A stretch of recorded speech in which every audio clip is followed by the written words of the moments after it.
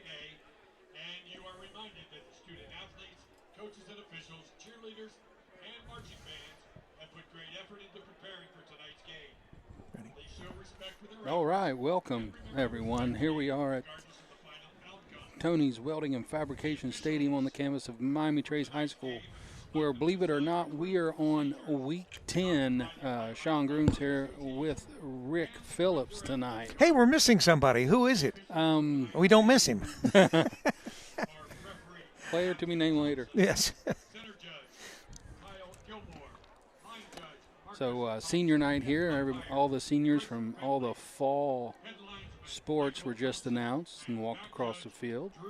There's a ton of captains on the field tonight. Senior night, of course. Have all the seniors for Trace out there.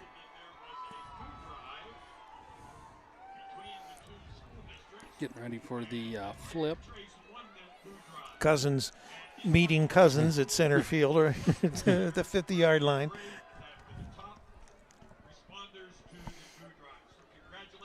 Courthouse coming into tonight's game with a record of 5-4. They're 2-2 in the FAC. They have wins against Finneytown, Granville, SPA, McLean, and Hillsboro. Their 4 losses against Mechanicsburg, Circleville, Chillicothe, and Jackson.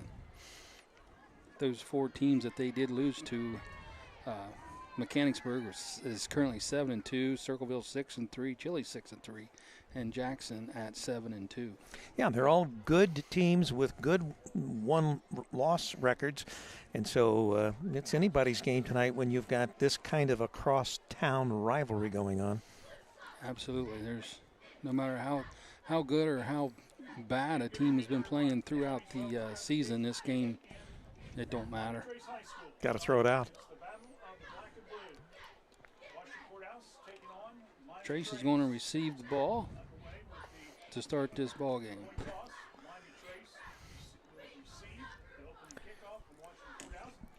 Statistically, so far this season for the Blue Lions of Washington Courthouse, at quarterback, Sam Pfeiffer, he's thrown it 293 times on the season. He's completed 181 of those for 2,438 yards. That's a 61% completion percentage. He's averaging 270 passing yards a game. He has totaled 31 passing touchdowns so far on the season.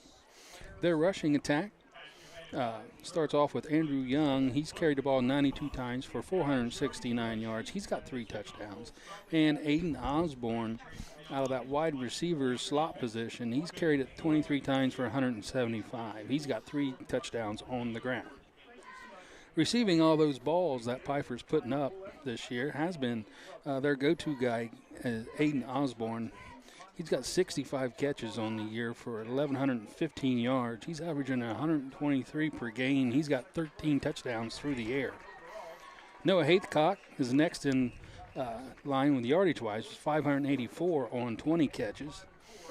Bryson Heath has 30 catches for 416 yards, and Jackson Everhart has 9 for 126.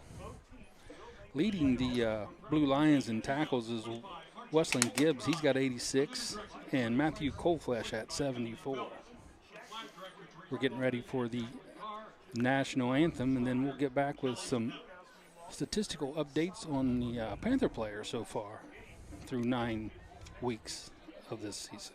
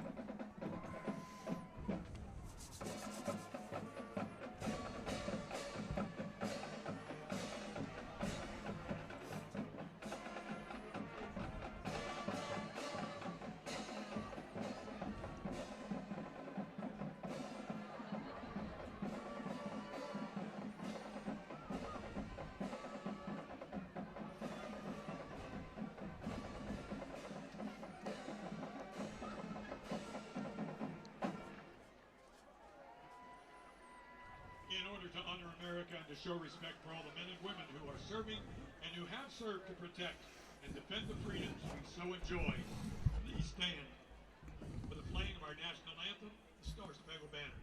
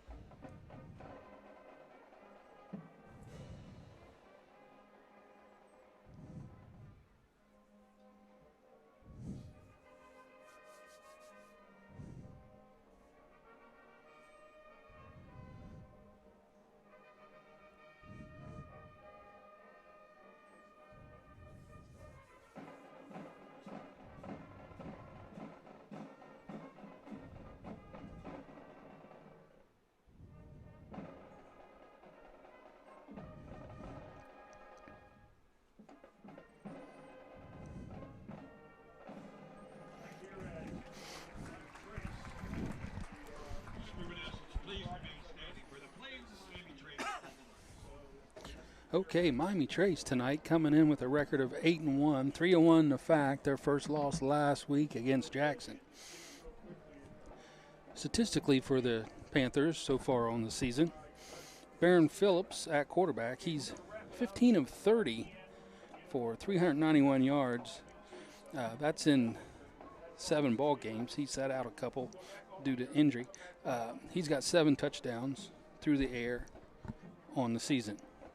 Rushing, Julian Baker leads the team. He also sat out 1 game, so he's got 8 games where he's carried the ball 166 times for just under 1,500 yards. He's got 1,494, 187 yards per game. He's got 23 touchdowns on the ground. Cooper Enix has 35 carries for 372 yards. He's got 6 touchdowns. And quarterback Baron Phillips has 39 carries for 231. He's ran it in twice. Austin Brown, 30 carries, 203 yards. And Weston Dawes, 23 carries for 152. In the receiving department, when they do throw it, Jansen Smith has 9 catches, 191 yards. He's got 3 touchdowns.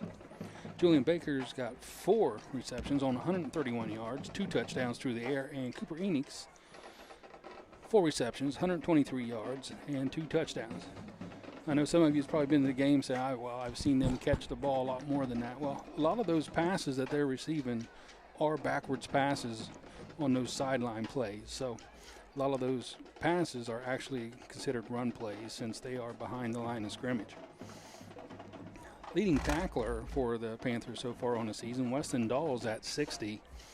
Gage Henry comes in second at 45. Hayden Cornell at 43 tackles, Austin Brown with 35, and Jansen Smith at 30.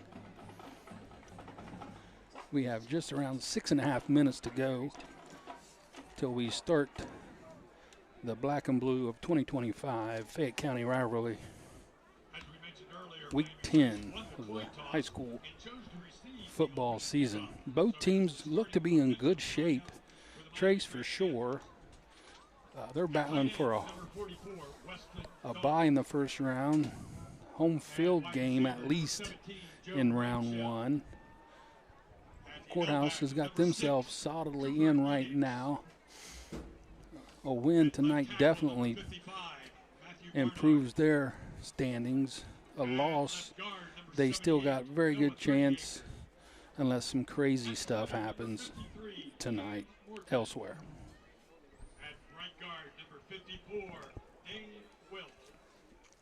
Also around the league, Chillicothe and Jackson, they're in the same region division as Trace. Those 2 teams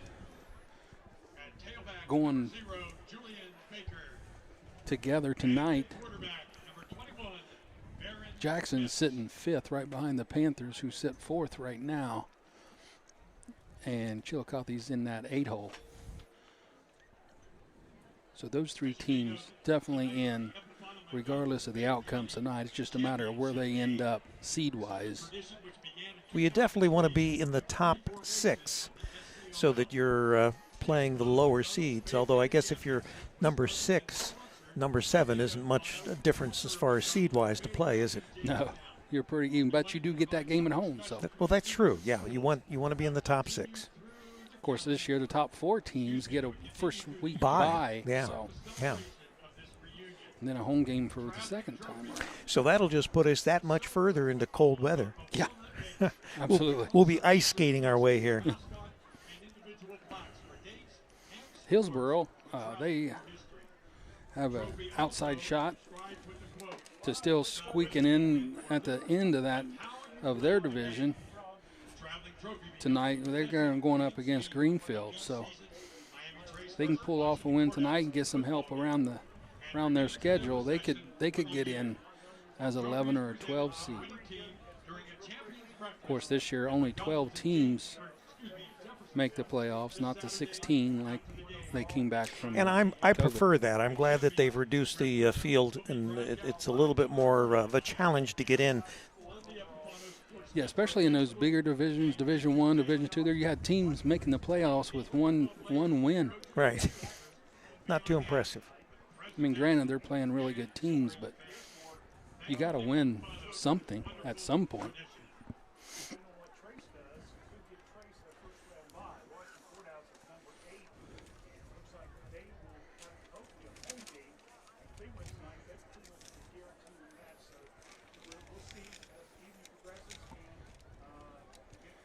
Tomorrow at West Muskegum High School, the Lady Panther Volleyball will go into a district final. The first time in school history, the volleyball team has made it to a district final. They're going to take on Dover High School at 1 o'clock at West Muskegum. For those of you who don't know where that's at, that is in Zanesville. Good old hour-and-a-half drive from here. Well, at least it's not Michigan. That's true. But, you know, with all the great volleyball teams, that the girls' volleyball that the Miami Trace has had over the years, it's surprising that this team was the first to make it this far in the. I know for a couple of years in a row we were eliminated by Sheridan. Sheridan, it seemed like that was the one we couldn't get past. And they got past them this week, so right. Beat them in 3 games. Yeah, me and the girls were talking about that very topic where, you know, the last 4 years, statistically and record-wise, those last 3 volleyball teams were more dominant than this year's team. Right. But this year's team has, I guess you could say, peaked at the right time. They're playing together well. And got a few breaks along the way, and you also it also helps when I guess your opponents are down a little bit. And that's true because, you know, obviously if there's not quite the competition against you as there have been in the past, or, you know, some of the teams that they struggled with in past tournaments with the new alignments aren't even in the division anymore. So right. You know, Circleville's still in, where a couple years we got knocked out by Circleville, where they're not even in our division anymore. So, and that's sort of a revision they make every year, which the state of Ohio and the Ohio Athletic Association, they stay fairly current on that, and every year they sort of reseed or at least change where the teams end up falling, and that's all according to female and male population of the schools. Right. And what some people may not know, when you have, you know, there's a lot of, you know, kids that open enroll, and those kids count more than a regular student would who lives in the district. Why is that? Because they're coming in. So they can, you know, if I'm an open enroll kid, if I live in Courthouse and I open enroll to Trace, then I don't count as one player. I count as 2, sometimes 5, based on the situation. Yes. Wow. That's why if you ever hear a coach talking about, you know, a kid and he says she or he's a +5 kid, that means they're an open enrollment kid. Whoa. I'm surprised that coaches like that. I wouldn't. Well, I guess if you were the right coach, right? If it's the right player, you don't seem to mind. Exactly. All right, we're going to get this game underway. Cousins against Cousins. Here we go. Trace is going to be receiving. You're listening to CampusNation.com, the Internet Sports Authority, live from Miami Trace High School.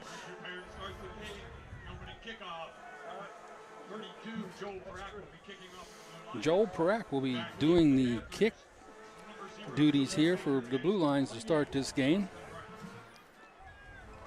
Baker and Brown lined up back to back. They tried to not let the kicker know which side Baker goes to on the play. And we're off. Squib kick fielded by Brown. He's following Baker through the middle. Got a good block. Now straight up the middle, 2 to 35 goes Brown.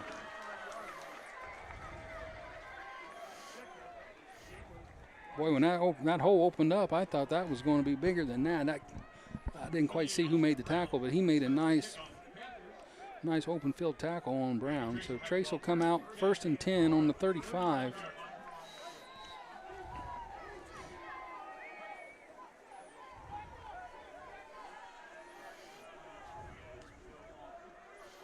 Phipps gets him out of the huddle. He'll send Smith out wide left. He'll have Enix and Baker in the backfield with him. The line shifts over to the right. Bernard sets up with Guthrie. Hand off to Baker. Gets through the line. Breaks a tackle. He's going to get up about 7 yards on the play.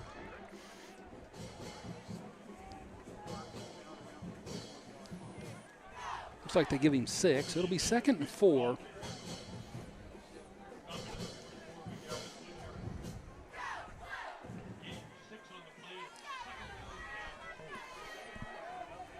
Smith out wide left again.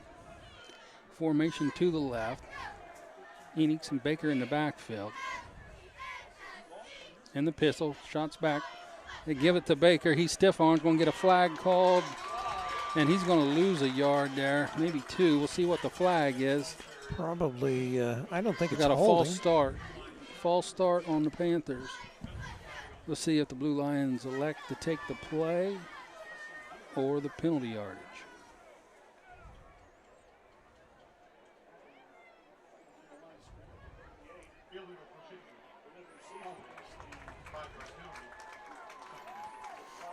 Courthouse will take the penalty yardage, so we'll redo 2nd down. Turn it into a 2nd and 9.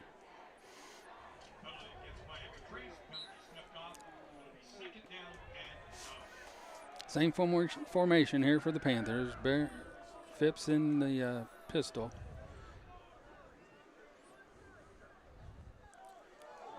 Movement. Got another false start on the Panthers. This one will be on Guthrie.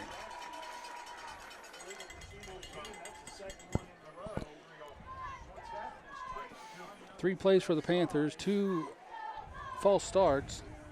So after a good gain on 1st down by Baker, Panthers find themselves 2nd and 14.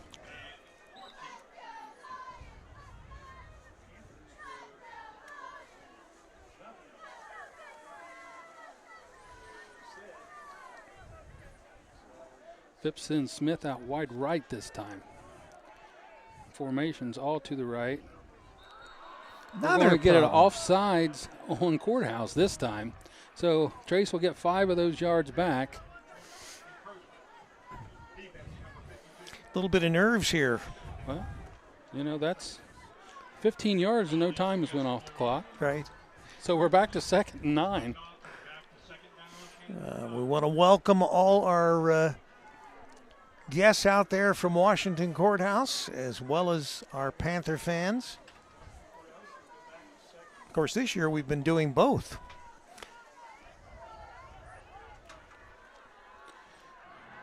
Baker gets free. Where did he come from? And that'll be a touchdown for Baker.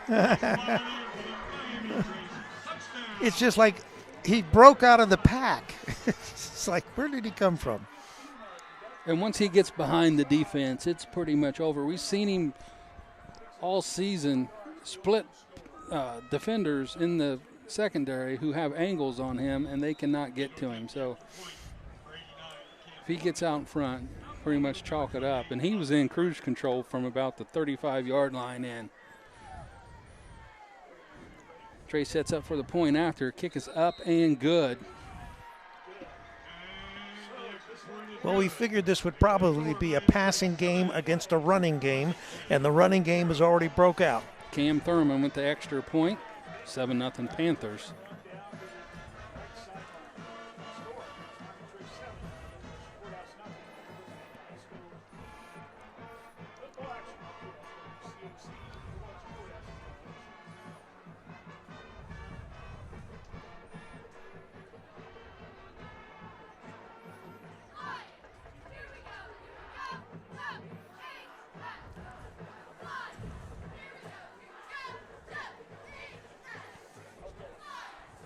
.64-yard touchdown for Julian Baker here in the first quarter on Trace's first possession of the game. So he had a carry of 6.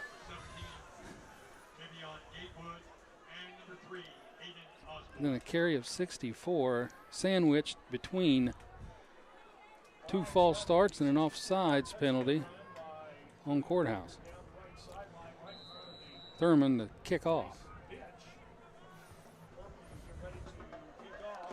He's going to squib it. That's bounced off of 1. And it's going to be recovered by Courthouse. They got the bounce off of the lineman that they wanted. It just didn't go far enough. It went right to the second man there for Courthouse. He was able to fall on it and recover. So Courthouse will have their first possession.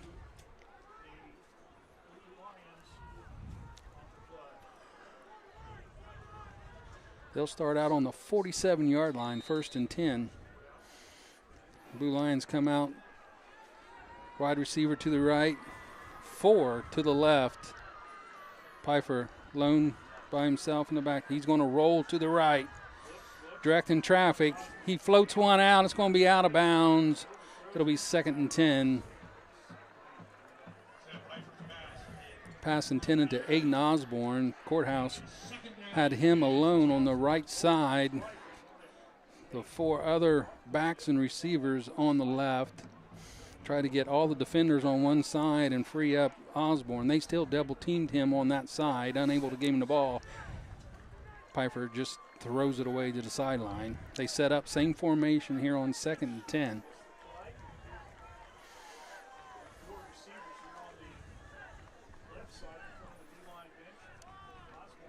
Snap is back, and now he's looking right this time. Over the top of Haithcock. It'll be 3rd and 10. That pass is completed. He would have had the first down. He had right there around the 11 yards from scrimmage is where it went through his hand. So Courthouse with the 3rd and 10. Same formation. Empty backfield for Pfeiffer. Osborne to the right. He's got Brown on him with safety help by Cornell. Hicks on Haithcock. Young moves over into the backfield. Yoakum in motion. Handoff. It's going to get through. 3rd and 10. Young picks up about 13 on the play. It'll be a first down for Washington Courthouse. I speak on this every week. Trace does such a good job on 1st and 2nd down, and then they get the teams in 3rd and long, and no matter if it's by pass or run, that team always gets the first down more than not. Courthouse going to stick with this 4-1 formation here. Empty backfield with Pfeiffer. Osborne in motion. Watch the flip to him. He's going to fake. He got it. Out to the left. He's going to pick up another first down thrown out of bounds by Cornell.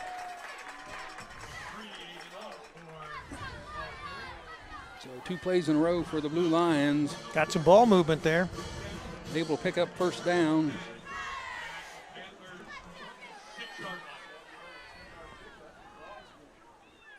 Be 1st and 10 Courthouse, 26-yard line of the Panthers. Want to send Osborne to the left this time, the Ford to the wide side of the field. Young transfers back into the backfield. Motion. Snap is back. Hit in the backfield, going to lose a yard. Fumble on the play, recovered by Miami Trace.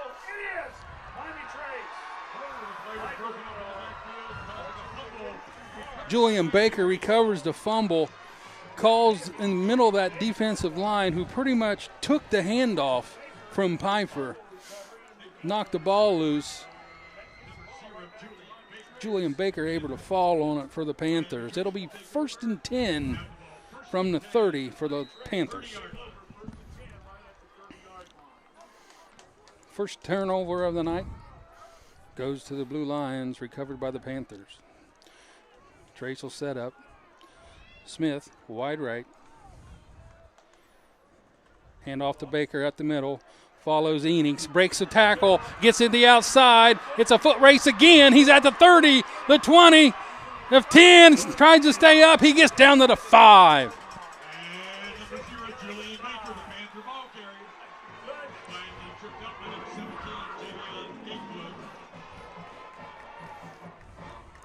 They're going to mark it at the 5.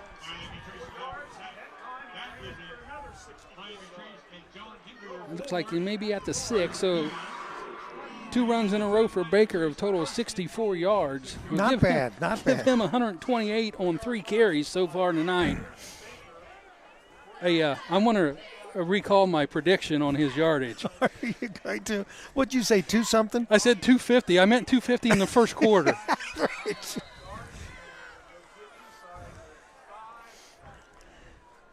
We note the revision. So, like I said, Baker come in just under 1,500. Maybe he has eyes on 2,000 here.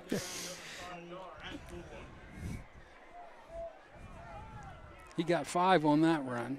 So it'll be 2nd one from the 1. Smith out wide right.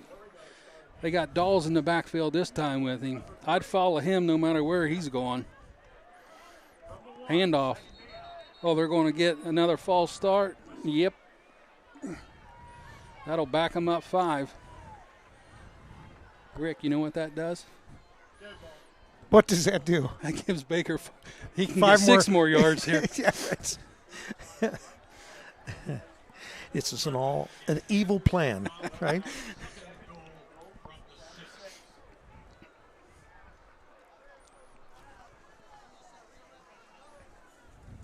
I think it was a balmy 49 degrees at game time. So I'm sure the temperature continues to plunge. Snap is back. Flip to Baker. Going left, short side of the field. He crosses over. Going to get up to about the 1 again. So we'll just replay that again. It'll be 3rd and 1.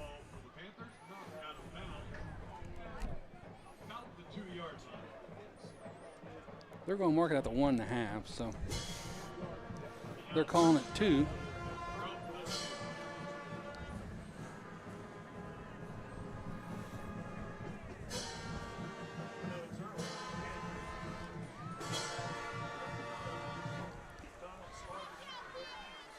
Enix in the backfield with Phipps and Baker this time. Snap is back. Gives to Enix, and he goes in for the touchdown. Cooper Enix from 2 yards out. 13-0 Panthers. Set up for the extra point by Thurman.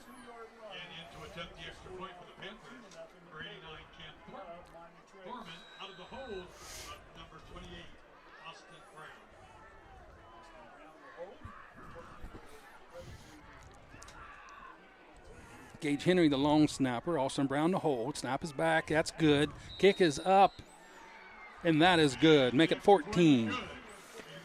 So a quick 2 touchdowns on the board. I may have to go back and revisit my predictions for the game.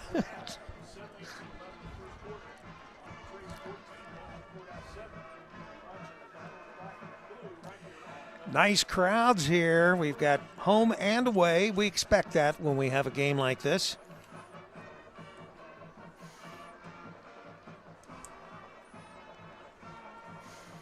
After 2 possessions, Panthers lead 14-0. Cooper Enix with that touchdown from 2 yards out. Give him 2 yards on the ground. Baker, 5 carries, 143 so far after 2 possessions. Let's see what Trace plans to do this time with the kickoff. Take another squib. They'll do whatever they can to keep it out of Aiden Osborne's hands. I can guarantee you that. Yes.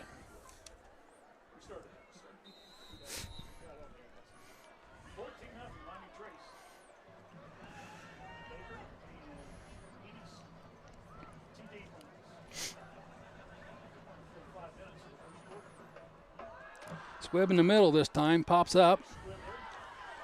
Oh, he's going to get through that time. Brought down by Austin Brown. Maybe they better rethink that. Yeah. I'd rather kick it out of bounds. Wesley Gibbs was able to field that high bouncer and take it up the middle for a huge return, giving Courthouse the ball at the 29.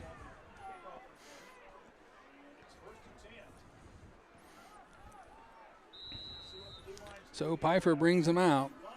He's got Young in the backfield. Osborne to the left. Fake handoff. Rolls right. Pass in the middle. And it's picked off. Picked off by Jensen Smith. What a catch. He lays out and brings it in. It'll be turnover. Back-to-back plays for the Blue Lions.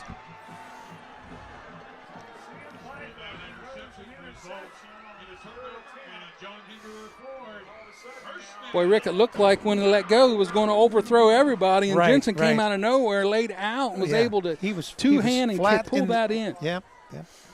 Great play. Good defense. And the Panthers are in the driver's seat again. That'll get the Panthers the ball on their 6-yard line. Smith, who just made the interception, goes wide right. Baker, Phipps, Enix in the backfield. Hand off to Baker. He's going to get stopped for maybe 1 or 2 there.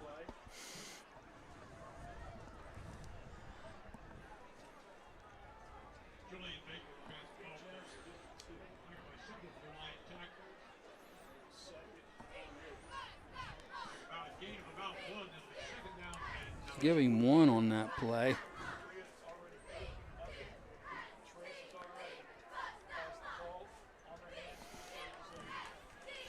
Same formation. Smith out wide left this time. Pitch to Baker. Goes to the short side of the field and then ran out of bounds. Just no room over there, Rick, to really do anything. That's true, yeah.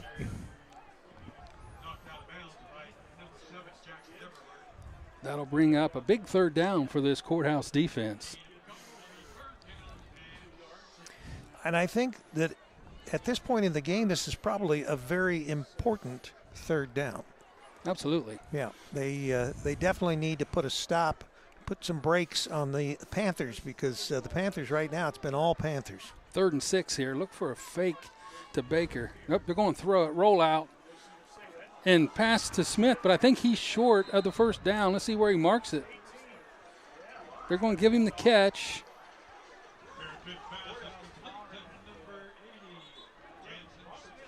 Well, it depends on the spot. Yeah, it's right at the stick. They're going to give him a 1st down. So it was a nice route by Smith, able to get past the yard. He was able to fall forward a little bit to make the catch, was able to stay behind the stick.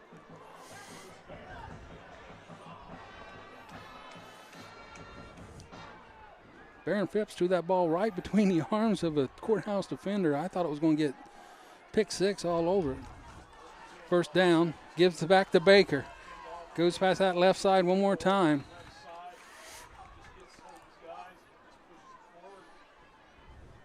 It's been rather productive over there so far tonight. I guess we're going to stay with it. Hey, if it works, you keep doing it, right? Got away from him a little bit last week, and it cost. Yeah, and there were a few other things, but we won't go there. We won't go there. 4 yards on that pickup for Baker. 2nd and 6. Enix and Baker in the backfield with Phipps. Tight formation in the pistol. Snap is back. Give to Baker. He's going to get stood up. Going to get about 1 that time. Up to the 21. That's where he was at. Let's see where they mark him. Yep, no gain on that. All right. Bring up another big 3rd down here, 3rd and 6. That's what they had the last time around.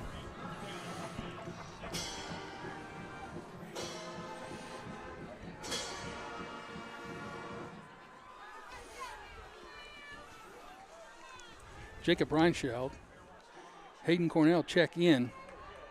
They're going spread to the right, to the left. Enix the other wide. Baker in the backfield with Phipps. Snap is back. Give to Baker. He's up the middle. He turns the leg, and he's going to be just maybe short by about a half a yard. See where they mark this. It's going to be close. Oh, they're going to call for a measurement. That's how close that one is. Yeah.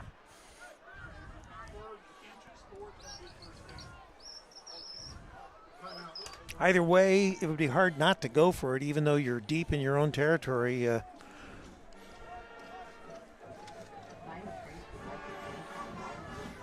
Getting a little nippy. That wind coming through there.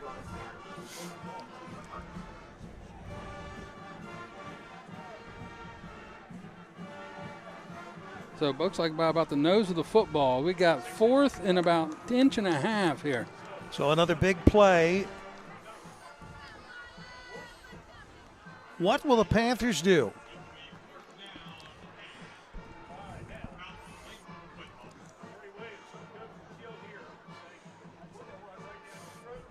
I'm saying a hard count, and then if they don't get Courthouse to jump, he'll call a timeout, and then he'll go for it.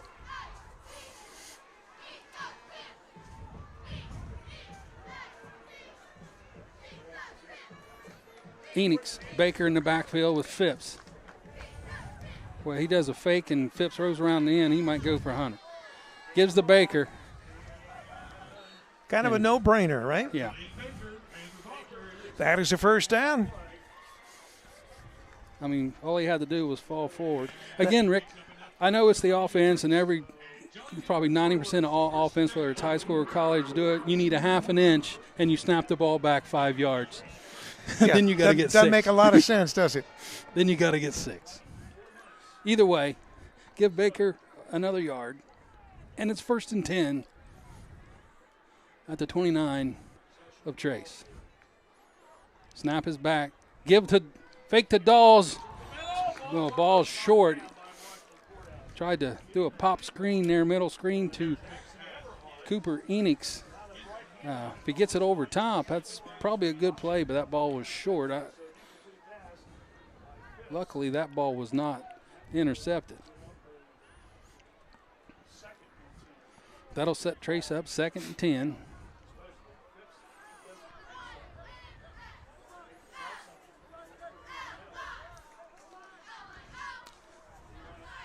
Dawes and Baker to the right and left of Phipps. Snap is back. Phipps holds on to it this time. Whether they gave it to Phipps or Baker, they were both tackled at the same spot. So sets up another 3rd down for the Panthers.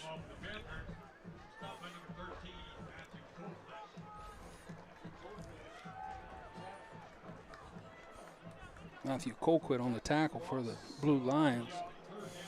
Like we said before the game, he is the 2nd leading tackler on this Blue Lion team. So Smith, wide left. We got a pass coming up, maybe? Baker and Enix in the backfield. Going to fake it. Phipps has got a whole lot of room, and he's going to get stopped enough for the 1st down. Pickup of about 12. I can't imagine as cold as it is being hit. Could you imagine? Yeah, Rick, that was the play I said earlier. If they Right. fake pitched that to one way, Phipps is going to have a lot of room coming back. They must have heard me. They come back with that right at the nice. They listen to the game all the time. They got Yeah, headsets in their helmets. Use it at little scouting tape. Set up another. That's 3 third downs and a 4th down on this drive for the Panthers. Oh! Enix picks up the bad picked it snap up. and is able to almost get back to the line of scrimmage. There's a where penalty. He takes out the row, and they're going to get a late hit out of on bounds. Courthouse. Yeah, out of bounds. And that's going to give Give him a Trace first down. 15 yards on a botched play. Well, that's a heck of a way to get a first down, isn't it? Yeah, normally it's a clap and then a snap, but the center snapped on the clap that time, caught everybody off guard. Luckily, the bounce was where Enix was able to just pick it up and not have to fall on it.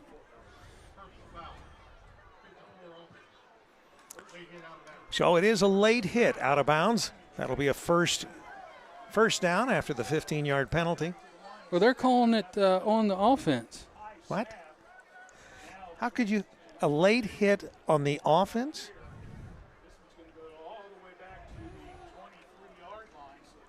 So apparently there was an offensive player who hit the would-be tackler. I didn't see that. No, I didn't either. Of course, there's a lot of Trace uniforms over there, so they all blend in. But anyway, sets up a –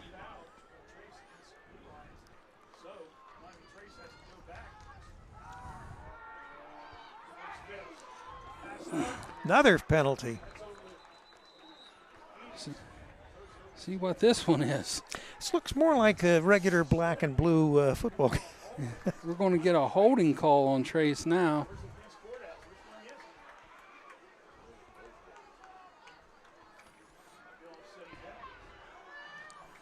So they're asking Courthouse, they want the Spot foul. There's 2 fouls. Unsportsmanlike. the pass, I think, went backwards. So they can either take the ball where it rolled out of bounds or the penalty of where they're at. They're on 20, so it'll be at the 10. They're waving it off.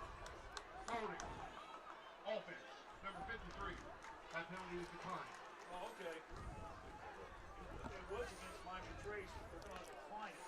So they're going to decline it so that they play lose. counts. They're down.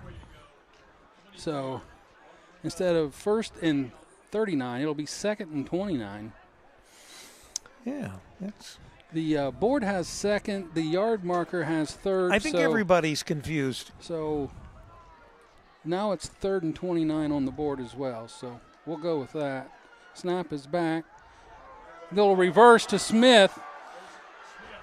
Trying to get a block by Barron. He gets to the outside. He's going to get stopped and out of bounds. Good defense by the Blue Lions. Cut right through.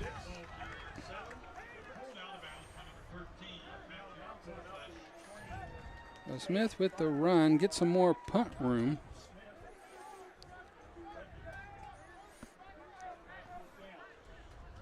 All of that, Rick, for a gain of 5. Yeah.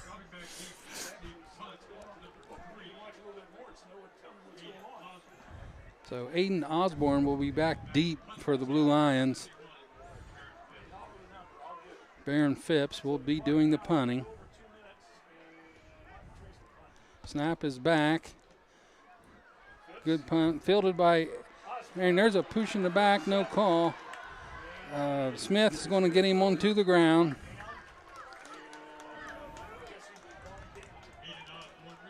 So Courthouse will get the ball, looks like on the 46-yard line to start this of Miami Trace.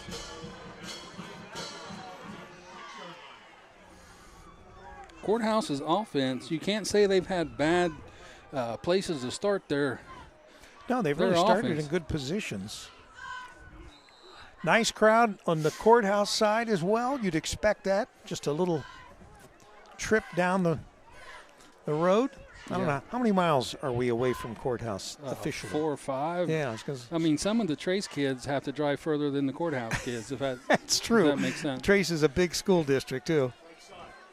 Pitch to Young. He's going to get up about 8 yards.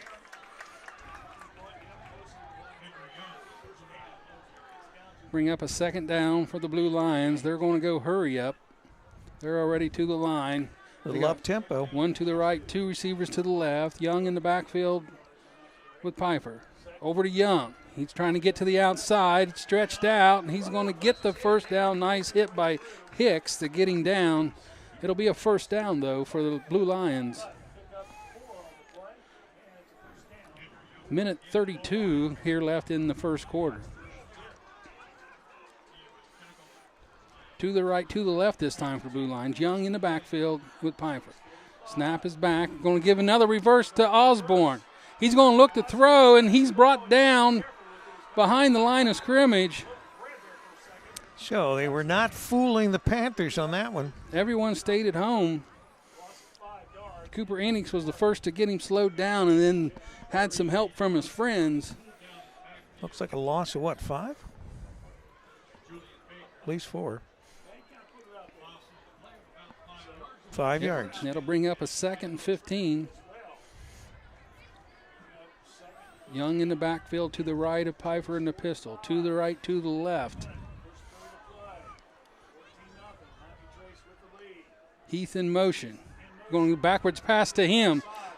And that's picked up well. He gets by 1 tackle and out of bounds. Hicks slowed him up along with Cooper and Henry.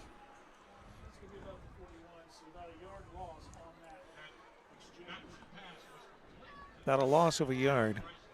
So that'll bring up a 3rd and 16. So try to reverse and a backward pass. Loss of 6 on those 2 plays combined. 3 to the left.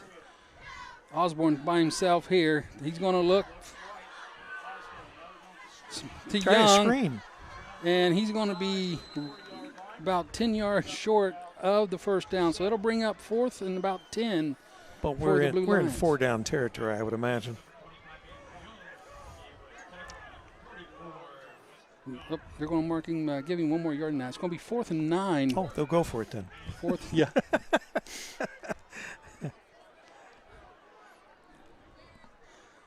Looks like they're going to let this roll down to the quarter. Going to take Rick, it to the second and then, quarter. Start this 4th down in the second quarter. So you're watching CampusNation.com. Sean Grooms and yours truly, Rick Phillips. And we're going to take our first break. We'll be right back. Roller Haven is located at 1640 U.S. Highway 22 Northwest, Washington Courthouse, Ohio. The perfect place for a day out with the family, birthday parties, and even an organization, event, or fundraiser. Check out our website, rollerhavenwch.com. Or give us a call at 740-335-6481, and we can help plan your event. We look forward to seeing you there.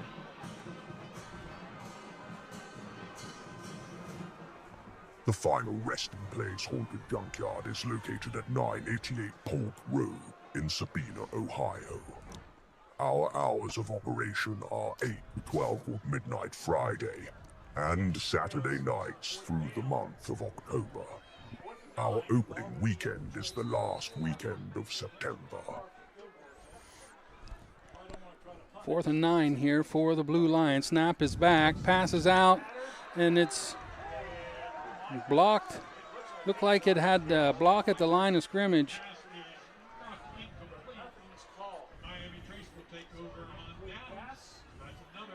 That'll be a turnover on downs. So 3 straight turnovers, Rick, for the Blue Lions on their possessions. A fumble, an interception, and now a turnover on downs. Yeah, not very productive against the Panthers, but something's going to have to change here. 14-0, Panthers lead the Blue Lions. We're in the second period. I guess I better change that on the on the scoreboard. Yeah. Trey staying in this bunch formation with Smith out wide right. Hand off to Baker up to the middle of the line. It's going to pick up a couple. Boy, as long as that pile stands up, you just never know if Baker's going to squirt out and just. Well, like he did, that first play, he just he came from nowhere. It was just a clump of Panthers, and then all of a sudden there was Baker. Bring up a 2nd and 7, 3 on that play for Baker.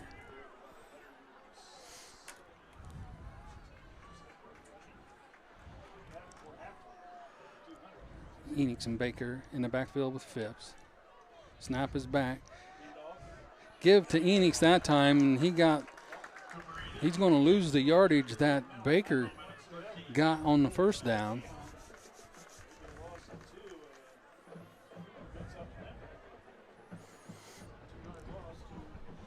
So that'll bring up 3rd and 10 for the Panthers. 10:50 and counting here in the second quarter.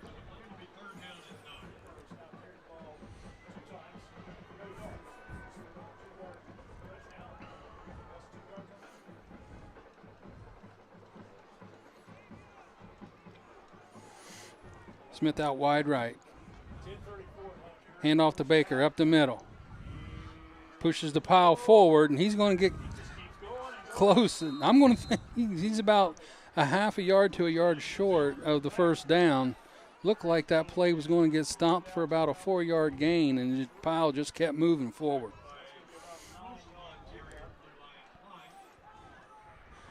That brings up a 4th and 1 for the Panthers. What do you think we do here, Rick? Well, they're not going to punt. How's that?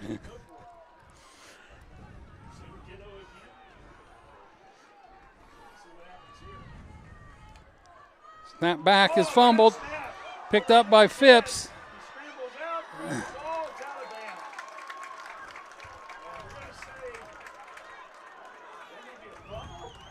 They're going to call that errant pass a fumble. So that'll give Courthouse the ball. That's twice tonight where it looked like the snap didn't look like they've been that far over his head for whatever the reason. He's not ready for it or just missed it. Either way. Gives it back to the Blue Lions. Makes the turnover department first one for the Panthers. In Courthouse again in great field position.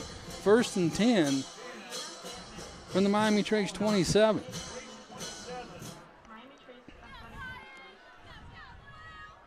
Still 14-0. Snap back. You're going to look to pass this time. Ball is up. Pass to Osborne. Going to be about 1 yard on the play. Not much of a pickup. Defended well by the Panthers.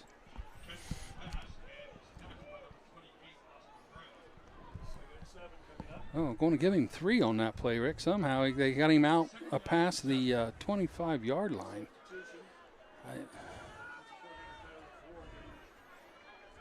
Late substitution here for Courthouse.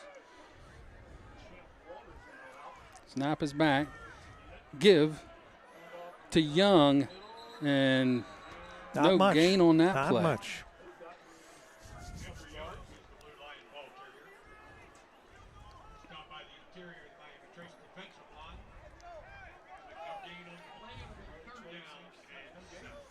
Brings up a 3rd and 7 for the Blue Lions.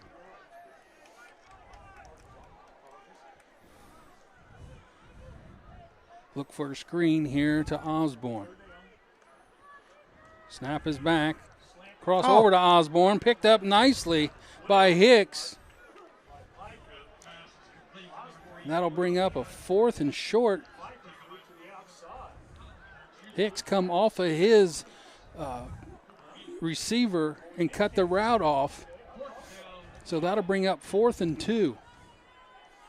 Courthouse, of course, will go for it here. All right, big play. Young in the backfield with Piper. 3 to the right. Haycock to the left. He's rolling right. He's going to spin and win. We got a flag on the play in the spot of holding. Let's see what happens here.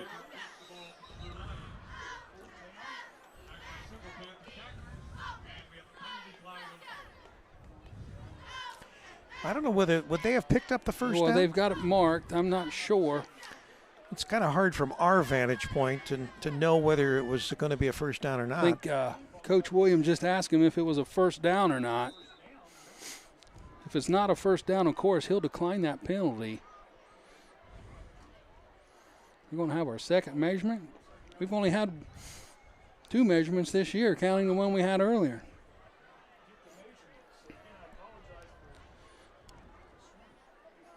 Yep, going to measure for this. Will it be first down for Trace or 4th and 11 for Courthouse?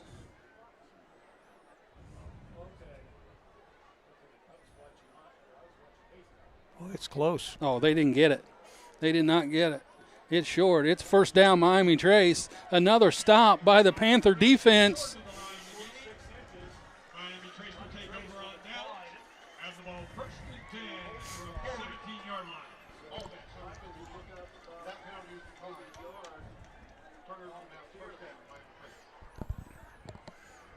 So Trace, after their turnover, only gives up 9 yards after that, able to stop the Blue Lions on 4 downs for the second possession in a row for them.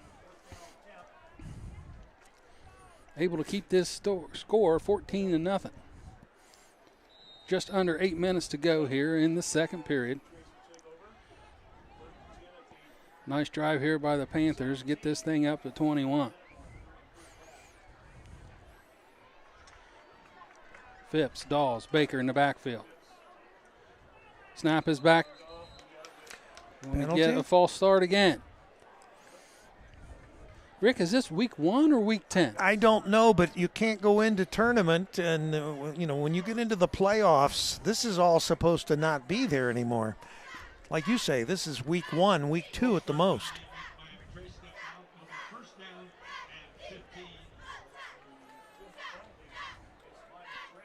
Penalties are the killer. Yeah, I'm going to say it's safe to say that Trace has got more penalty yards than Courthouse has offensive yards. Okay. I don't have my shoes off, so I don't know. Snap is back. Give to Baker yet again. Tries to get to the outside. Not much. On the 1st and 15 play, looks like he's going to get 4 of those penalty yards back, so it'll be 2nd and 11. All you folks need to put away all your, cover your tender, what do they say? Cover your tender plants or whatever. We got a freeze warning out again tonight. Gonna be cold.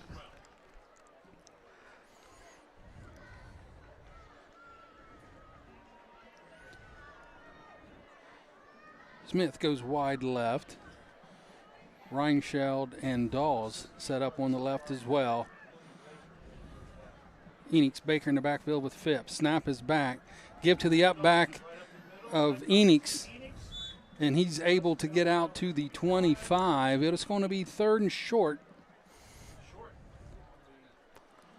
It's going to be 3rd and 2. 6:52 and counting. I'm trying to figure out what they're putting on the board up there with some of the seniors. You see this? It was a nice carry with the Scooby-Doo in the gang. Well, before that, there was like they were dancing, I don't know, in a... Snap is back. Give to Enix again, up the middle. Fullback dive. Not much. Going to give him the first down. He got the 2 he needed.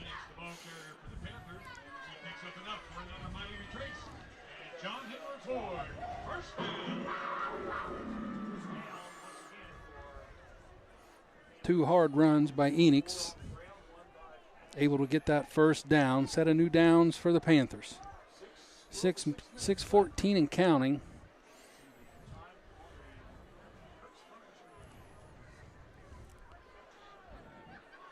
Same formation for the Panthers. Snap is back. Toss to Baker. Right side. Got the corner. Cuts it up. Gets run out of bounds this time. Gain of about 6 maybe.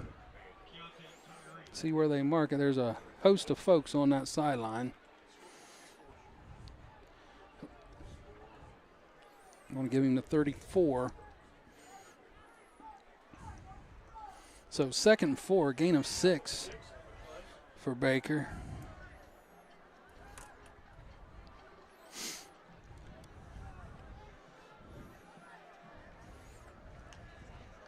Snap is back inside to Enix. Gets hit at the line, able to break that tackle. It's going to pick up 3.5. It's going to be 3rd and a short 1.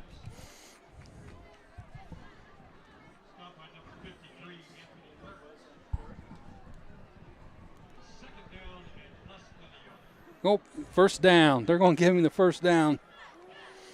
First down for Enix.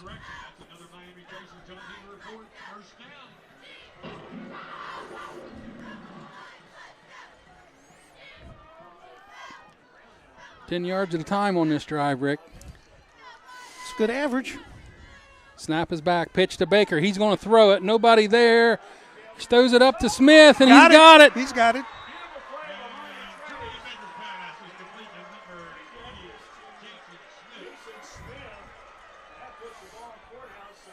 The Panthers ran 2 routes on that play, both in the same area. Enix was just 10 yards shorter than Smith. That's who Baker was looking at first. He was double covered, so he threw it up to Smith up high where only he could get it, and he went up and got it. Big play. Baker to Smith.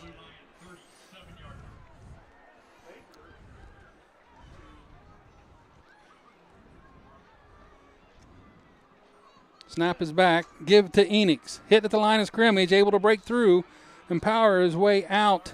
Still trucking to the 29-yard line.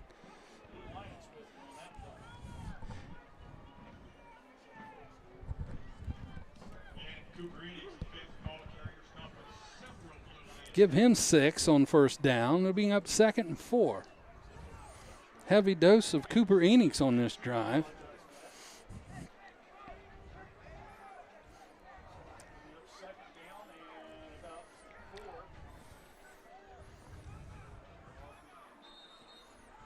Timeout. Going to get timeout, Trace. All right, we'll take a break. We'll be right back. You're watching CampusNation.com, the Internet Sports Authority. Miami Trace football.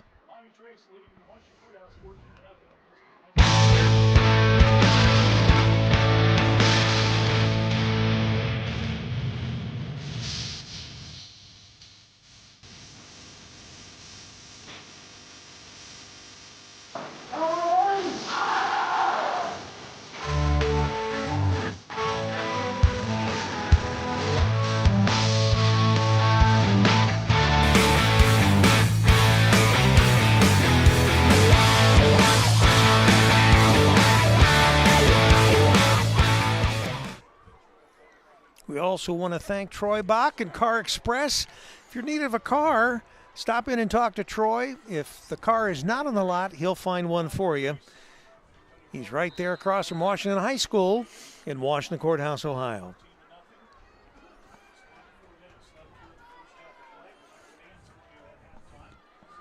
Second and 4 here for the Panthers. Looks like we got offsides or a false start. Another false start. Oh, that'll back him up 5. It'll bring that to a 2nd and 9. Is that the 5th false start, Rick? I think so. A little touchy about that.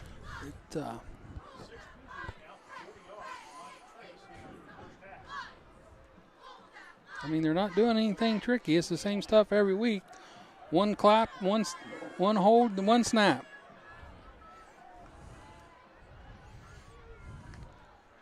Snap is back. Give to Baker, middle. Finds a little crease. Able to get those yardages back. It's going to be about 3rd and 7.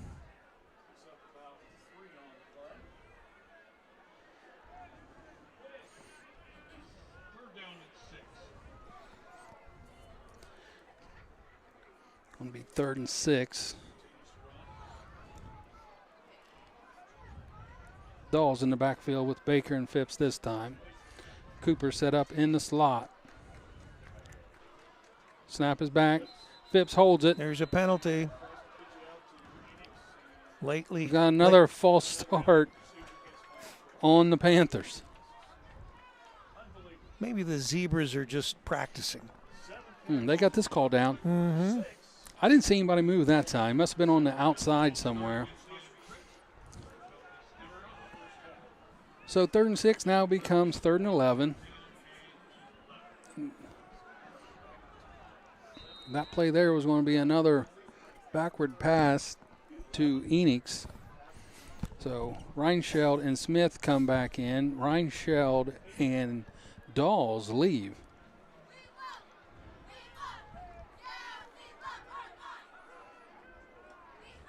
All right, let's see if we can get this off without a flag. Snap is back. Give to Baker, and they was waiting for him at the line of scrimmage. It's going to bring up a 4th and 10. Good defense.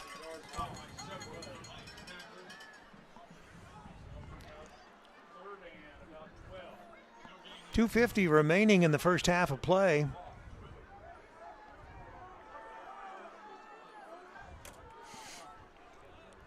Brings up a 4th and 11 with 2:37 and counting.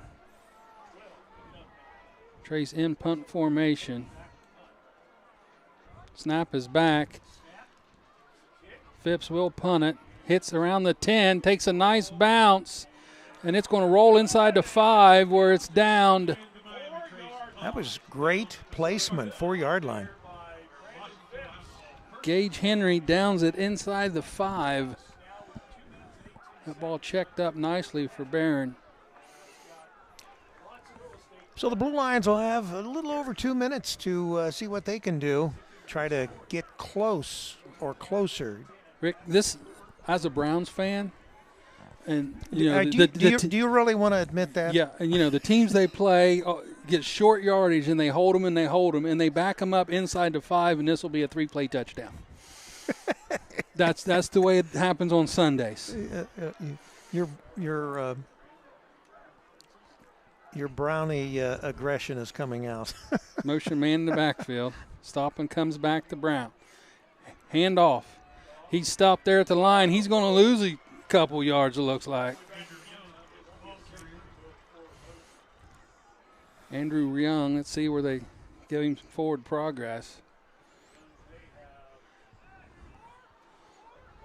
At the 3, they loss of 1 on the play. You know what the Browns need? They need a new stadium. Yeah. That's what they need. Yeah, with malls and shops and restaurants and hotels. Yeah, all kinds of great stuff. Yeah. Pass off to the sideline. It's caught. Oh, nice pass. That's going to be a first down out there to Bryson Heath.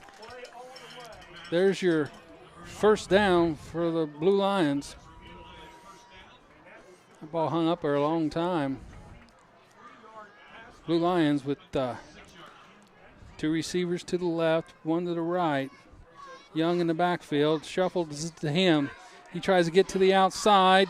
Enix catches him. He does turn the corner. He's going to pick up around 3 on that play.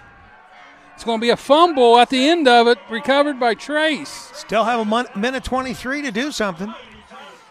You know, speaking of the Browns, I went to a Browns game when I was a junior, varsity in high school, and that Leroy Kelly. You remember Leroy Kelly, 44? Yep. He was the running back. But anyway, before the game, of course, I went to Beaver Creek, but we all went into town to a place that is no longer there called the Roxy. Mm-hmm. Now, by that name, you can imagine. Is that on the flats? You can imagine what that is. But the Roxy, here's all these youngsters, in high school, and all they worried about was that $5. You put the $5 down, they let you in. Empty backfield for Phipps here. 1st and 10 from the 28. And we're going to get a timeout for the Blue Lions. I thought for sure we was going to have a false start there. So we'll take a timeout and contemplate of my trip to Cleveland in those days. You're watching Campus Nation. The final resting place, Haunted Junkyard, is located at 988 Polk Road in Sabina, Ohio. Our hours of operation are 8 to 12 midnight Friday and Saturday nights through the month of October. Our opening weekend is the last weekend of September. I think it should be in the cart. All right, we are back.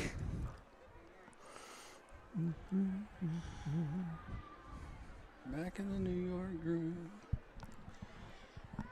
Reset first down here for the Panthers. 1:23 remaining till halftime. Ball on the 28-yard line. Both teams with 2 timeouts remaining here in the first half. Enix and Baker in the backfield. Phipps gets the call from the sideline. Snap is back. Fake to Enix. Big rush coming. Good. And he got Clobbered. by 3 Blue Lions. They picked him up and they dropped him down. Clock is running with just a minute left in this first half. Panthers don't appear to worry about stopping the clock. Miguel Utera and others on that tackle. Brings up a 2nd and 17 for the Panthers. Snap is back. Toss to Baker. Gets around to the inner, run out of bounds. Short gain there. Does stop the clock. 43 seconds.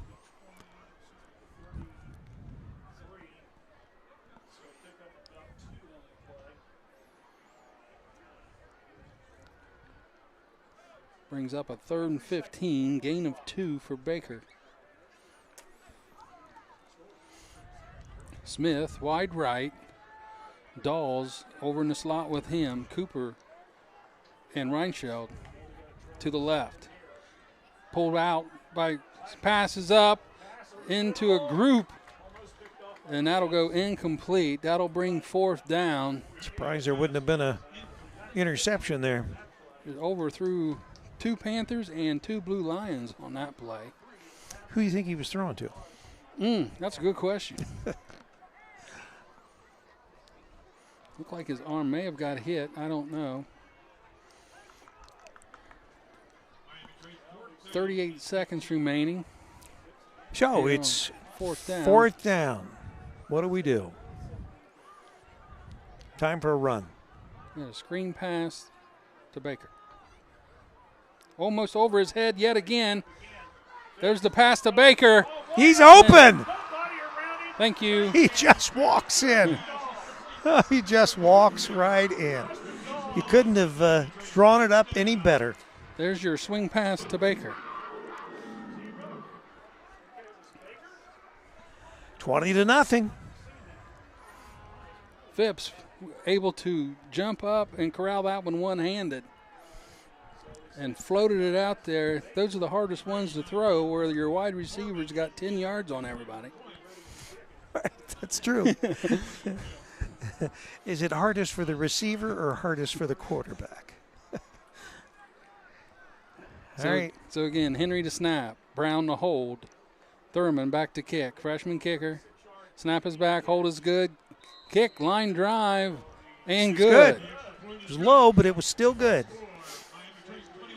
21-0. You're watching Campus Nation.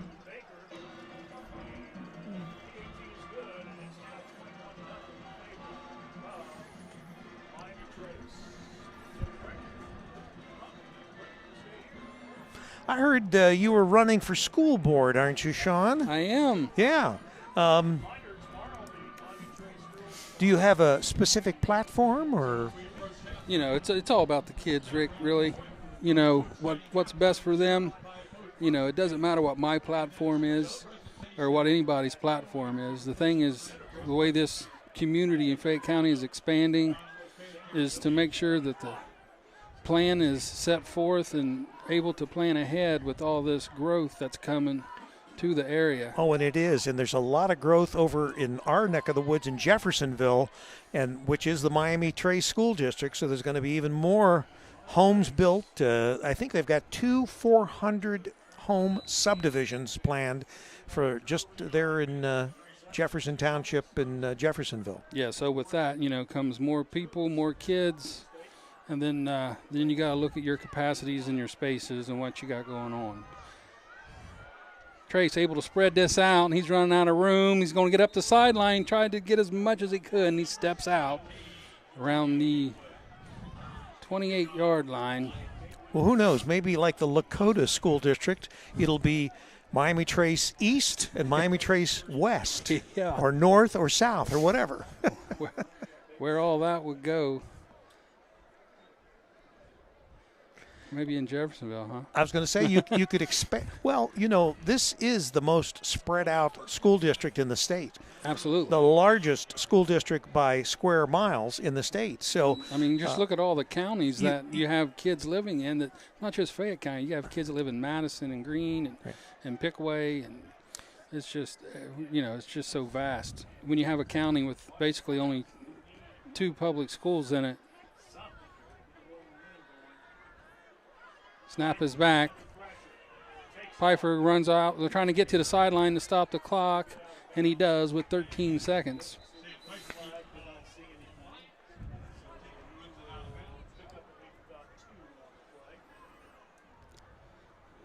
Acting like you got a flag on the play. Yep, we do, right around the 34-yard line.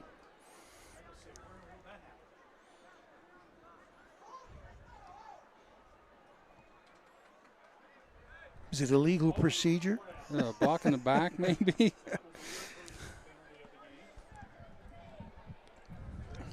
So that'll back Courthouse up. 13 seconds left. That puts them at the 22.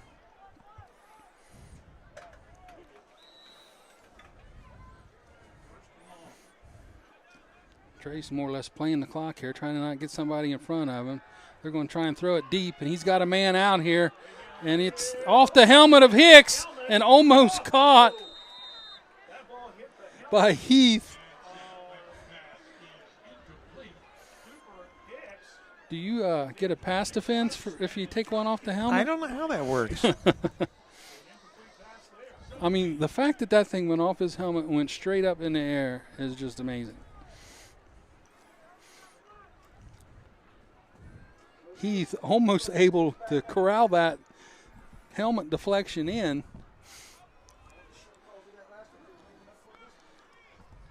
Baker and Hicks standing about 30 yards deep. This is it. 5 seconds remaining in the half. Want to get a backwards pass. Brown comes up, makes him move, and then Enix able to push him out of bounds. And that is the first half.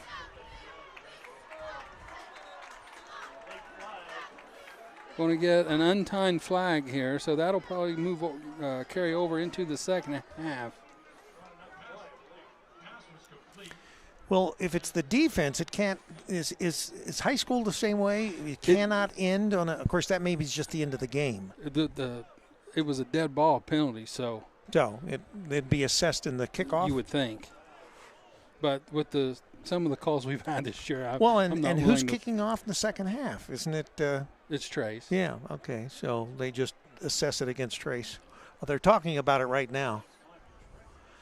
I think they're probably right now. The discussion is: do we put the second Miami Trace north or just on the other side of?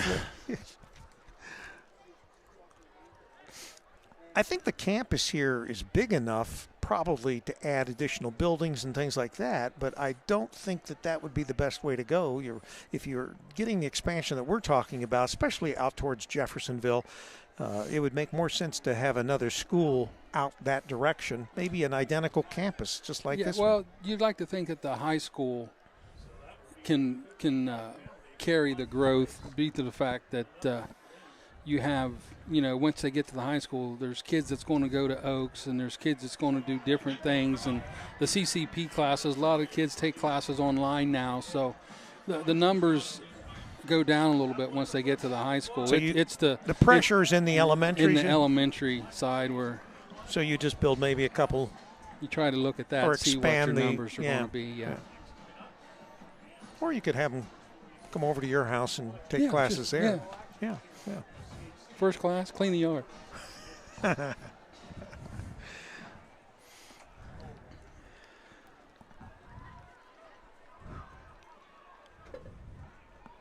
All right, well, the end of the first half, the Panthers 21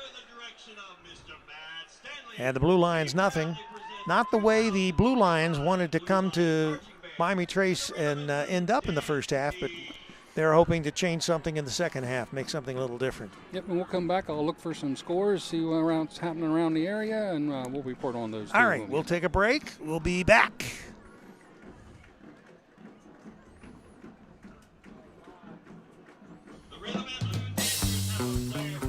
Welcome to downtown Wilmington, Ohio, the place to be. Experience something new with your family and friends in this vibrant and family-friendly historic district. When it comes to dining, shopping, and entertainment, downtown Wilmington has it all. From quick bites to high-end diners, we have a variety of food options to satisfy your taste buds. Explore our artisan boutique shops, jewelers, and florists for unique finds. Pamper yourself with soothing spa treatments, rejuvenating massages, and stylish haircuts at our top-notch studios. Dive into the world of art with our captivating galleries, and catch a show at the historic Murphy Theater featuring awe-inspiring performances and cultural events.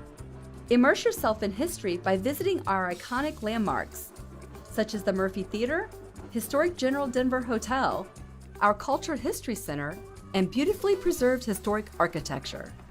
Throughout the year, Main Street Wilmington hosts a variety of exciting events that embody the spirit of our town. From the Hometown Holodazzle Illuminated Parade to the family-friendly Halloween event and our lively wine walk, there's always something fun happening.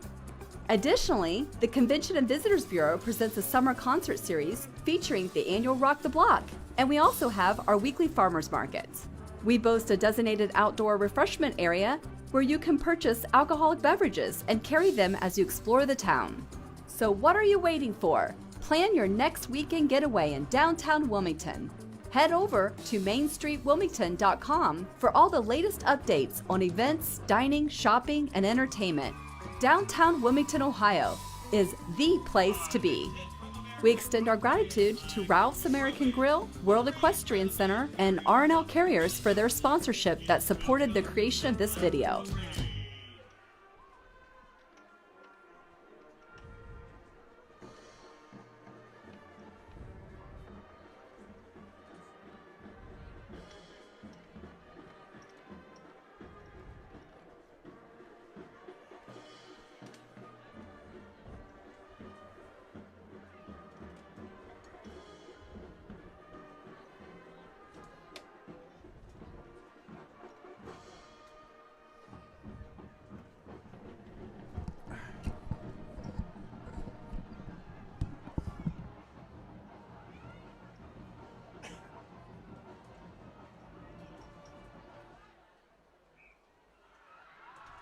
We will interrupt your regularly scheduled program to bring you the band's longtime favorite. All aboard the Long Train Running.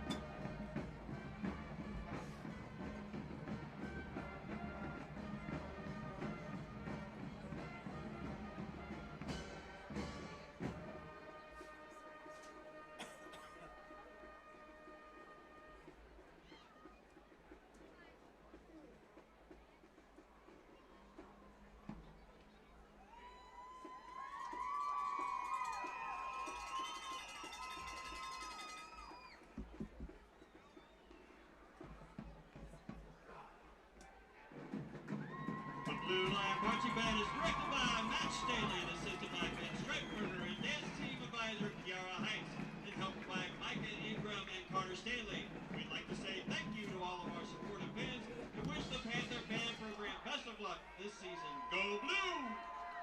Washington Courthouse halftime performance, but it's been all Miami Trace here in the first half. A score of 21-0. Let's run down a few scores for you. We have last report we had Chillicothe and Jackson playing down at Jackson. Jackson was up 14-0. Johnny Report, we offer the best selection of new and pre-owned vehicles in Fayette County. Plus, all qualifying vehicles carry our lifetime powertrain warranty. And we are proud to be your exclusive Outback Ford dealer. Come see us today at Johnny Report. We love what we do. Was leading Liberty Union 33-14. Uniola was leading Westfall 21-7. And it was Pikeland over Huntington 15-2. On that one.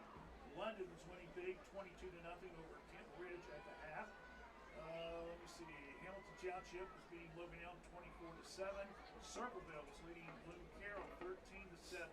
Ironton was beating Portsmouth 13-0. In case you did not hear, there's a lot of controversy going on. Ironton may recruit illegally. We'll talk more about that later on. Not tonight. We'll talk more about that later on. Nelsonville, York, and also Athens. Both teams are 9-0, and they are playing down in Athens at Joe Burrows Stadium. And Nelsonville, York leads at the half, 14-0. And we're just now about ready. Let's go pick up the performance by the Miami Trace Panther Pride.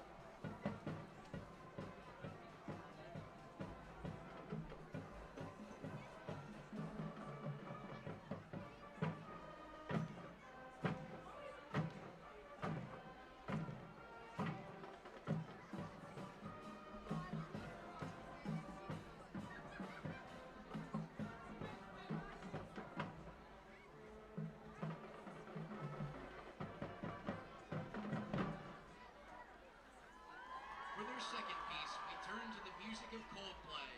While it's bittersweet to say goodbye, every moment shared with this band has been nothing short of unforgettable. Through laughter, long rehearsals, and countless performances, they've built memories that will last a lifetime. We honor their years of hard work, friendship, and pride. Please join us in thanking them for all they have given to the Marching Panther Pride as we perform Coldplay's Viva La Vida.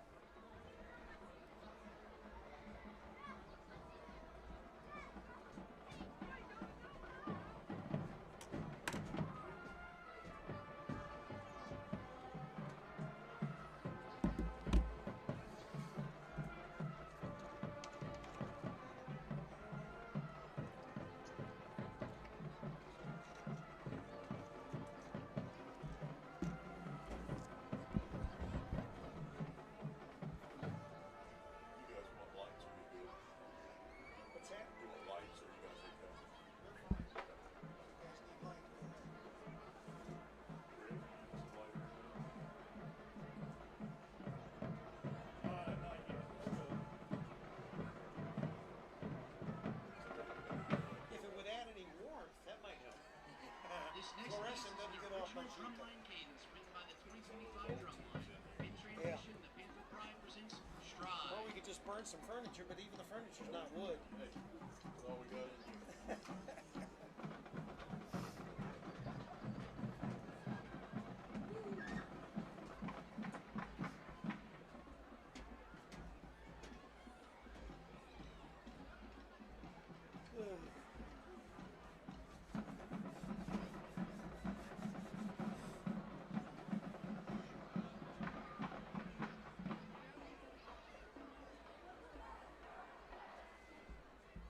Finally, in the spirit of community and collaboration, we invite the members of the Washington High School Blue Lions Marching Band to the field for a special Fayette County Marching Band treat. Oh, this would be good.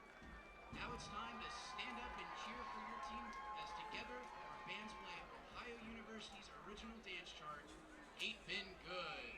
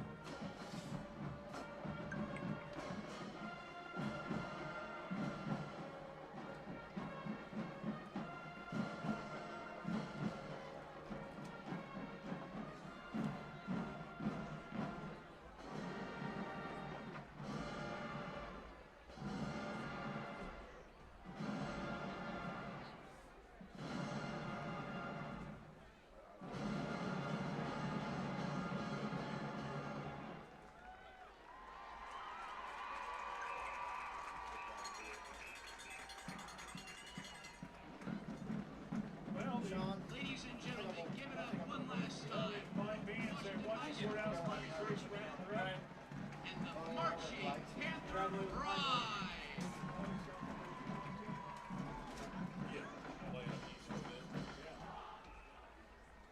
So anyway, music there for you as we're under 2 minutes now here. In halftime, we'll have a halftime presentation with Mick Epifano. We'll be giving checks presentations to some boosters, so we'll pick that up here in just a second. Real quickly, we can tell you that tonight, Miami Trace unofficially has 29 offensive plays for 273 yards. I have Julian Baker with 18 carries, 190 yards. Cooper, 4 carries, 41 yards. Phipps, 3 carries, 9 yards. And Jansen Smith, 1 carry for 5 yards. Passing department, I have a combination of Phipps and also Baker with 3 out of 5 for What's that big purple blob out there? That is Grimace. Grimace. Oh, We okay. got Ronald in the end zone in front of the scoreboard. I thought that was like a pregnant Barney or something running around out there. Yeah, the winner of this game gets the McDonald's trophy, of course, sponsored by Nick Epifano, who owns the McDonald's restaurants here in Fayette County and Jamestown. The winning team goes to McDonald's in at 35 and 71 location for on-air presentation with Randy Young and his gang in the morning.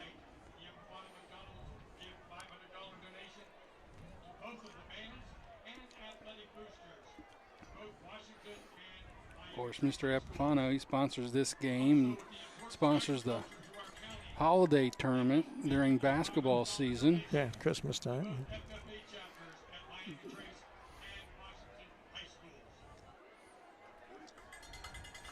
Courthouse this year will be part of the holiday tournament.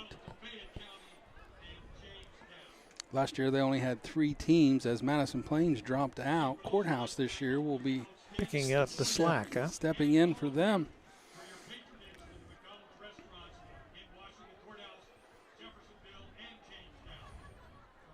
Some scores around the area.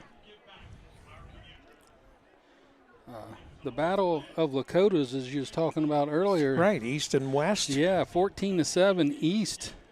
That's still in the second. Uniota 21, Westfall 7.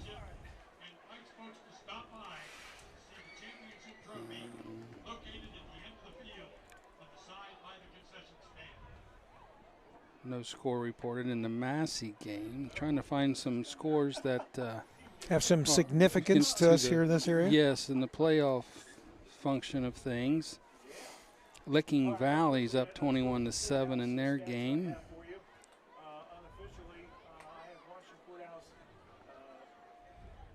Adina's down to Zane Trace 27-0 in the third. 30 yards.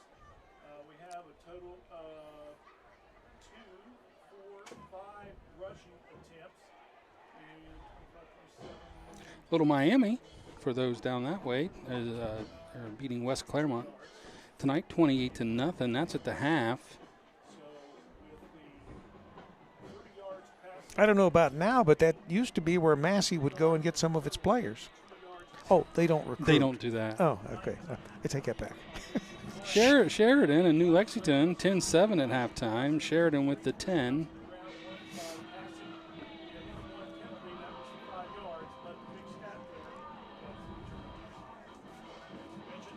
Jackson has a halftime lead over Chillicothe tonight, 14-0. We need that score to change. Talawanda 30, Rick Blanchester 7 at halftime. 30-7. Yeah.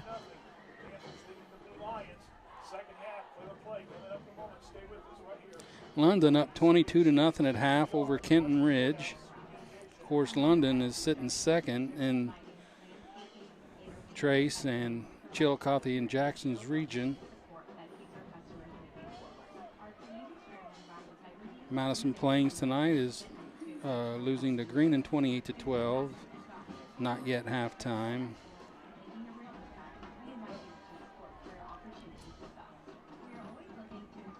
Rick, the Hillsborough and Greenfield game is in progress. That's what it says. No score, but just in progress. It's just in progress. Okay, well, yeah, that sounds progressive. Bell Fountain and Jonathan Alder up 21-7 in that game.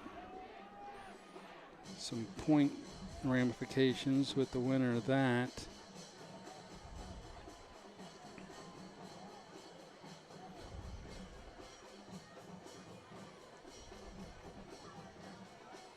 Well, there's nothing been earth-shaking as far as Chillicothe and Jackson, or as far as impacting Miami Trace. Now, it would make a big difference if Chillicothe could come back and upset Jackson, because I would consider it an upset.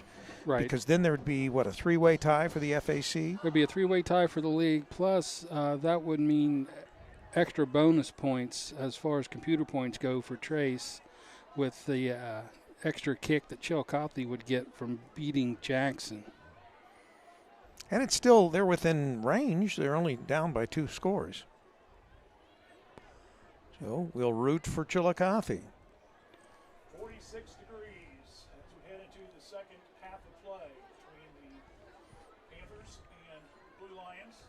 And I remember the first half ended with a 15-yard penalty against Miami Trace. So the personal foul that we were talking about at the end of the second half is assessed against the Blue Lions. That's a 10-yard personal foul, so they're kicking off now at the 25 instead of the 35. Yeah, Trace kicking off at the 25. So these have been interesting this evening, Rick. Let's see how this one fares. Back an extra 10 yards. So we're going to kick this one away. Good kick. To Javion Gatewood. Gets it up to the 48 where he's gang tackled there by Hicks, Reinscheld, and Hayden Brown.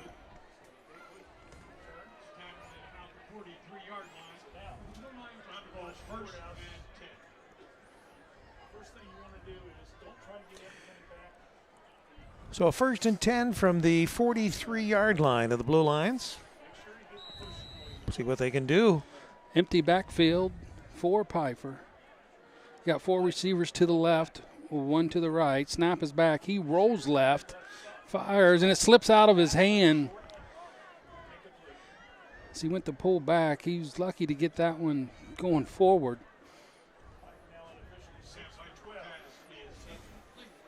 I can imagine it would be a little difficult sometimes with the temperature in the 40s to get a grip on the ball. But it's not going to get any easier from here on out. And again, you got right-handed quarterback rolling to his left where he's got to twist the hips around, be able to get set and throw that ball. And as he was doing that, it just slipped out of grip. And he goes right back at it again. Same play, same formation, slides it to Haycock on the sideline, and he's pushed out of bounds by Brown, Enix, and Cam Morton. Pick up of 4. It'll be 3rd and 6 for the Blue Lions. They send the 4 to the right this time. 1 single receiver to the left. Snap is back. He rolls right. Looks to go long. Flag on the play. Got a wide open receiver. Fumbled. Oh, it's fumbled. And out of bounds. We'll see what the call is. These pictures from the end zone by Mark Myers. That penalty is going to go against Courthouse, so that play will come back. And actually, Uncle Punky he's his affectionately, stage name. That's right, his stage name. And Myers is also a stage name since he carries a knife.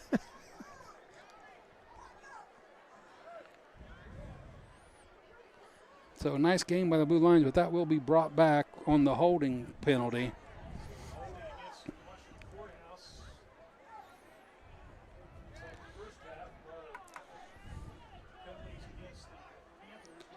So that'll make a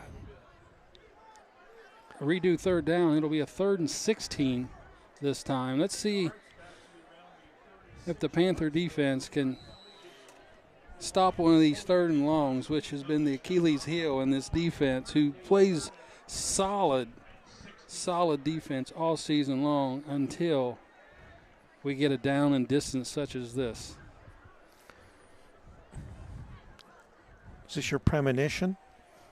Well, we've seen it way too often, Rick, way too often. Looks like the Trace showing blitz. Now they back out of it. We're going to get illegal motion there, looks like, on the Blue Lions. Let's see. Yep. Actually, the illegal motion came after the delay of game, so another 5 for the Blue Lions. That'll make it a 3rd and 21.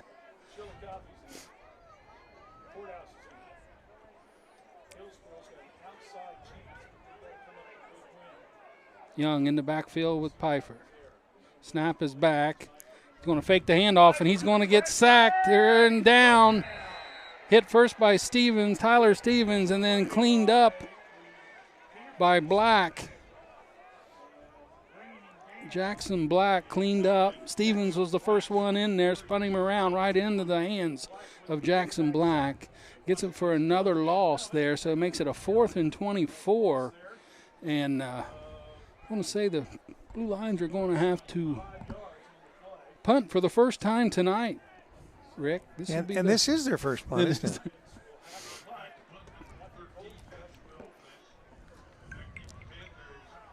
Baker back deep for the Panthers on this punt.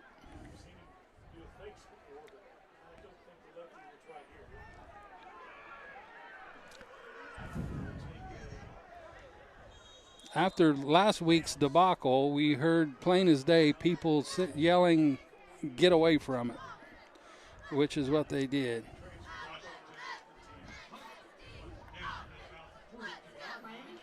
Yeah, we had a little bit of everything last week with Jackson, didn't we? We did.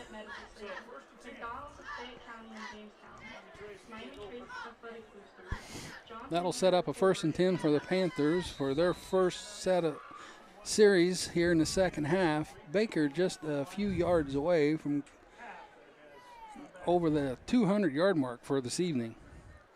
He's in the backfield with Dawes. Hand off to him. Baker's going to get about 2 on that play. Following Dawes and Enix to that right side.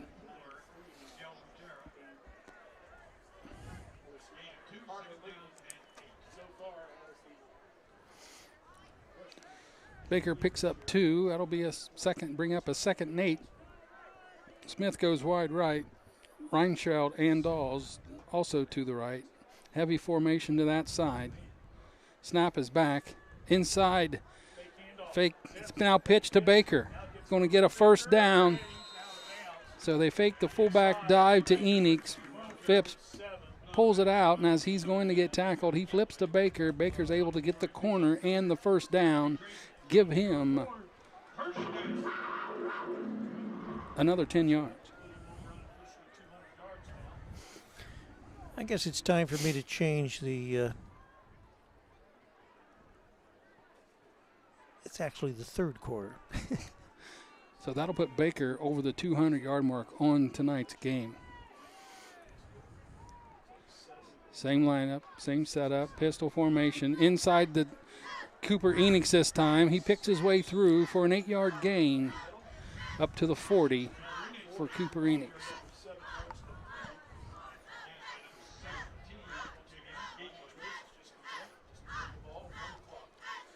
Give him 7. It'll be 2nd and 3. 9.5 minutes to go here in this 3rd quarter. Baron Phipps with Enix and Baker. Enix now shifts to the left side. Baker, high eye, gives to Baker. He stutters, back steps, goes nowhere. Jump steps to the right. Going to pick up 2, maybe one or 2 there. It's going to be short, 3rd and short. And there's a flag. What a surprise. Could it be illegal motion? I think the PA is nobody. There's no flag on the play. No, there's no flag. The PA announcer said there was a flag on the play. I think he just excited that we ran 3 or 4 plays without a flag. Hasn't been a flag. Got to give you a flag. Every so many plays, you got to throw the flag no matter what. No flag, but sets up 3rd and 3 for the Panthers. Snap is back. Give to Cooper Enix on the quick hitter up the middle, and that was a good pickup. About 15 on that play for Enix. Takes that ball from the 40 all the way to the 25.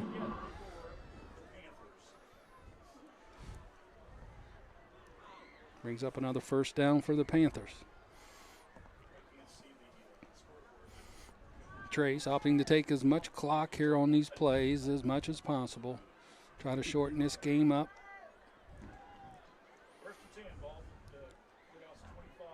Snap is back.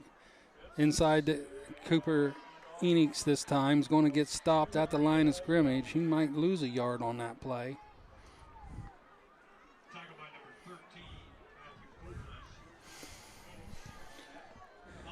Which he did. That brings up a 2nd and 11. So have you seen your little cherubs tonight?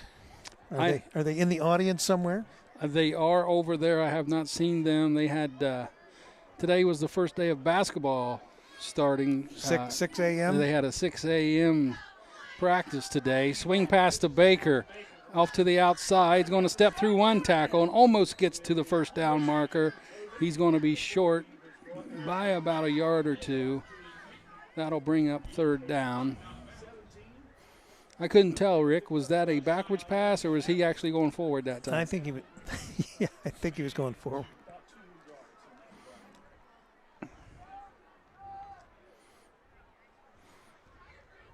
Baker's going to be close to going over the 100-yard mark on the reception category as well, receiving yards. If that was my angle, I couldn't tell if he was ahead of the line of scrimmage or not. Either way, first down run here for Enix, and he's going to get it.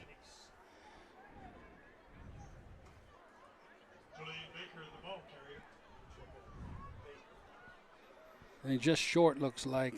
It's going to be third and half a yard here, if that. That was Baker that time. I thought it was a 6. It was actually a 0. These uniforms are able better to read than the camouflage last week. Yeah, I was just about ready to say that. I thought they were a little hard to read last week. Snap is back. Give to Baker. He's hitting the backfield. He squirts away. He's going to be able to pick up the first down. They had him for a loss, and he's able to power through that. He's just so strong. You can't arm tackle him. You got to get a shoulder in the Julian Baker, the junior running back.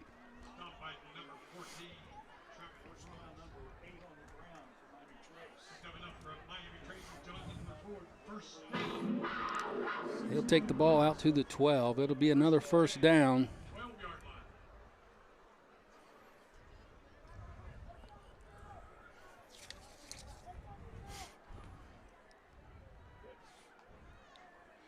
Snap is back. Pitch to Baker to the left side. He's got a few blocks. He's going to run out of bounds right around the 5. They're going to mark him at the 7, maybe it looks like.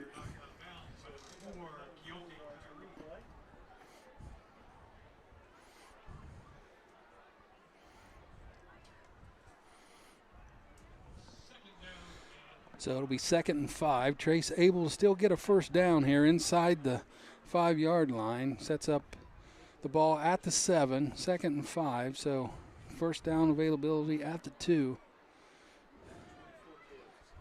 Enix, Baker deep. Phipps gets the snap. Hands to Enix. Makes a cut back inside. Gets pushed a little there by his offensive lineman. He's going to be short of the first down. Gets to about the 4.5, 3-yard line. Bring up a 3rd and 1 from the courthouse, a 3-yard line.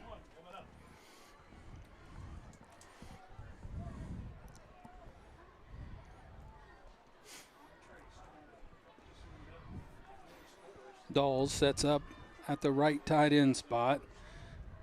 Enix to the left, Baker behind Phipps. Fake pitch, pass to Dawes, and it's caught for a touchdown. Everybody runs left. Phipps fakes the pitch to Baker. Defense goes that way. Dawes slips out from the tight end position. Easy pitch and catch for the sophomore quarterback to his senior H-back, Weston Dawes.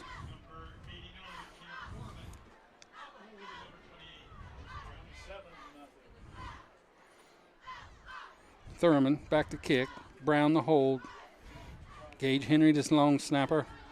Snap is back. Hold is good. Kick is up and good. 4 for 4 for Thurman on extra points. That puts it at 28-0. 5:18 left to go in the third. We'll take a quick break. We'll be right back. You're watching CampusNation.com, the Internet Sports Authority, Miami Trace, and Washington Blue Lions football. The final resting place haunted junkyard is located at 988 Polk Road in Sabina, Ohio. Our hours of operation are 8 to 12 midnight Friday, and Saturday nights through the month of October. Our opening weekend is the last weekend of September.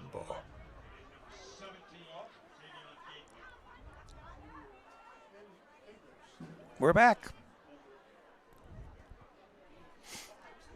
Thurman set the kick off. Kicked the last one deep. Trace was able to cover it.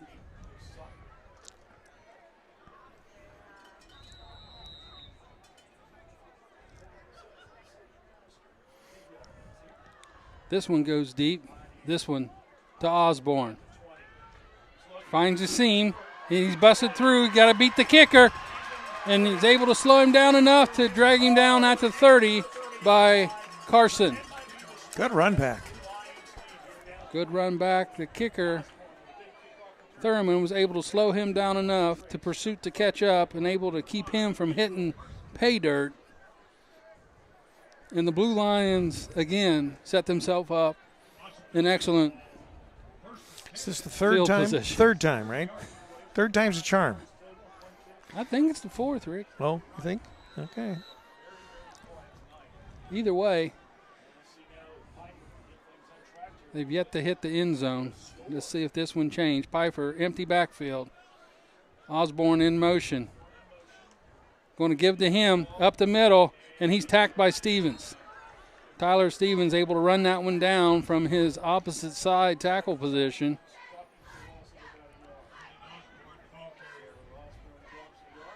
Loss of a yard there. Rick, when you see that happening, when he goes in motion, you're pretty much guaranteed he's getting that inside handoff every time. He goes in the bunch of four this time. Snap is back. He rolls left. Pfeiffer gets away from Dawes. Gets knocked out of bounds there by Brown.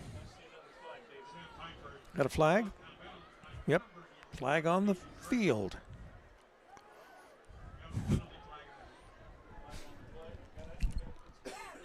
Going to be a holding call on Courthouse. That'll bring up 2nd and 21. Blue Lions cannot catch a break.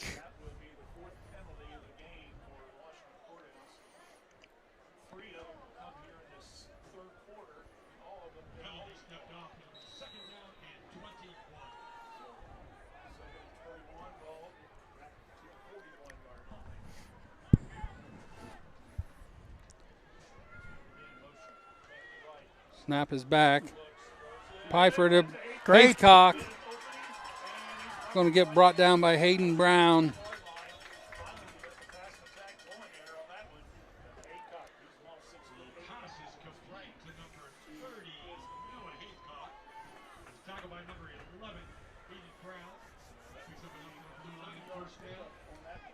Another long distance first down given up by Trace defense. Courthouse in hurry up mode, which down 28 in the second half. You got to be. Snap is back. Floater into the corner of the end zone, wide open. Oh, wow. Nobody over there. Bryson Heath in the corner of the end zone.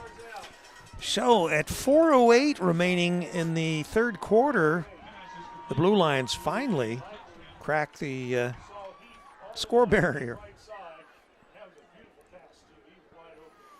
30-yard touchdown drive for the Washington Courthouse Blue Lions. Setting up for the PAT, Joel Perrick.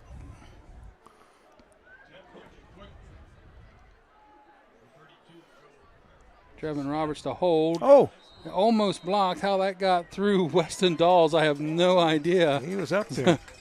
It was up and good. Makes the score 28-7.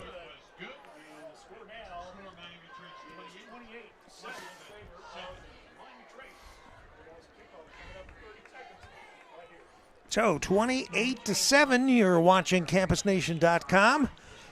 Sean Grooms and yours truly, Rick Phillips. We'll take a break. We'll be right back.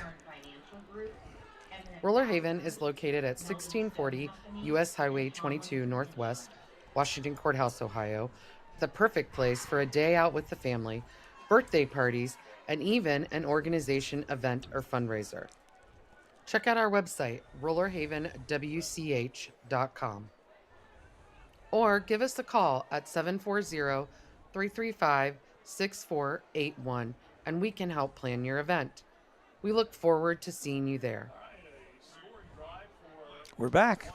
We're back, and Trey's expecting onside kick. Have all their wide Hands, receivers and running backs. Handsmans are up front. In the first two lines here.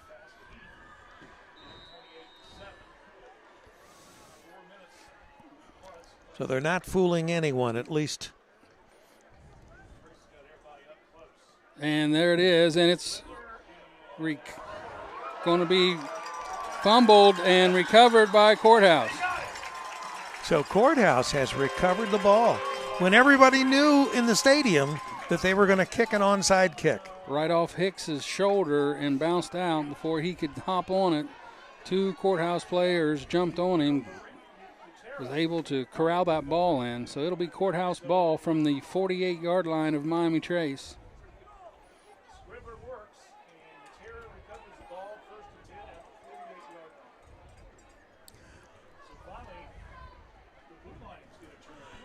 So some new life for the Blue Lions. Just scoring 7, and now they're back in the driver's seat, so to speak. Snap is back to Pfeiffer. He looks long, gets flushed over the middle.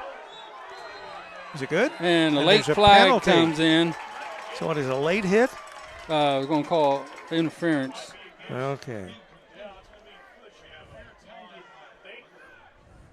So Julian Baker committing the foul there.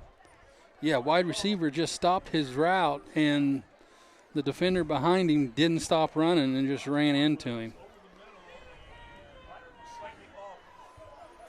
So first down by via penalty here for the Blue Lions. Well, that'll set them up on Trace's 33-yard line. 1st and 10, 4 receivers to the left. 1 to the right. That's Heath. Pfeiffer looks to throw long again. He's going to scramble now. Oh. What happened there? He went to cut, and I believe he hurt his leg, but it looks like might have a holding. Definitely looked like he twisted it strangely. It's like he is standing up. Got a holding on Courthouse. That'll back them up 10. Pfeiffer is up. He is walking. He does act like he might be in some pain, though. And he's coming over to the sideline. I don't know whether he overextended his leg, but it was a twist. It was a kind of a strange twist, I guess you could say. Yeah, it's almost like he went to cut and his cleat got stuck in the carpet and didn't go nowhere. But he's still out there. Anyway, 1st and 25 for the Blue Lions. Again, set up 4 to the left. 1 receiver here at the bottom to the right. That's Brown on him. Pfeiffer alone in the backfield.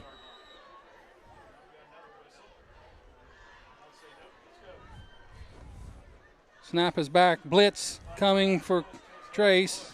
And a low ball to Haythcock. And he still acts like he's hurting. Yeah, he couldn't get anything on that. He just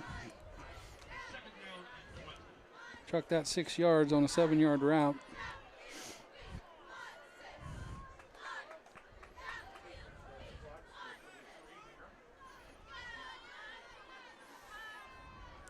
Gage Henry blitzed on that play. The guard had a full hand of shoulder pad. No call on that play. Shows blitz again, now backs out of it. Looks right. Oh, what a catch. He pulled that in. That was a strike, and we've got a flag. Bryson Heath on the catch.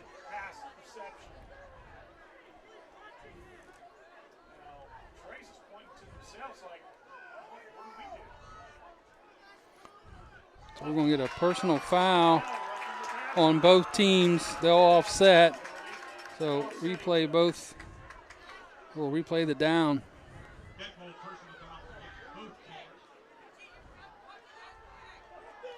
officials are having a field day to say the least with the flag. They love the throwing. They're doing a good job. But he will make the catch. So the penalties was the dead ball penalties. So the play will count. It'll end up being 3rd and 5 from the 29 for the Blue Lions. Either way, 2 down territory here for Washington Courthouse. Oh, yeah, they have no choice. They're going to have to keep pushing forward.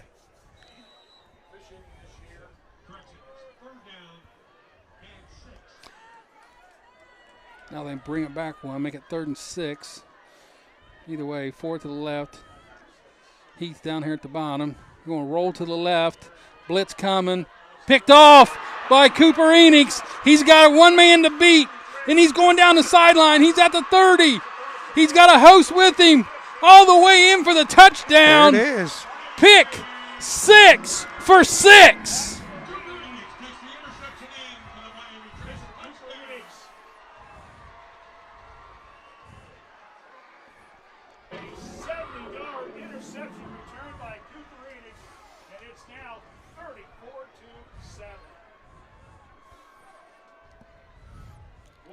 Make your score 34-7 at 3:34 in the 3rd. Thurman back to kick the extra point. Henry, Brown, Thurman, good. 35-7. Trace.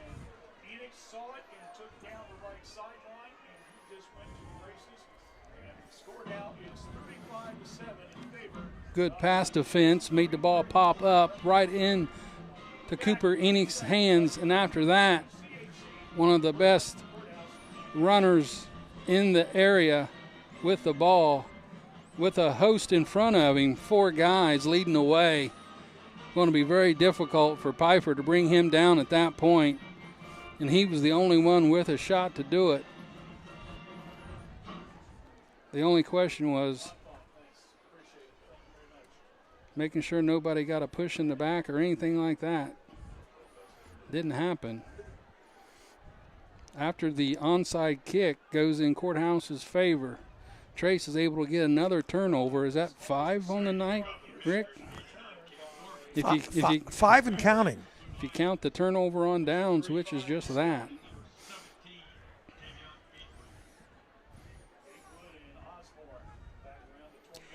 $35-7. We're here in the 3rd. There's 3:34 remaining in this 3rd quarter. Thurman back to kick. Will they play coverage this time? Squibb this time. And picked up. Spin. Still going. Still spinning. Unable to be brought down. Nice little run there by Trevin Roberts. Brought down just shy of the 45-yard line. So it'll be Courthouse ball, 1st and 10, 3:26 remaining here in the 3rd. At the 44-yard line of Courthouse.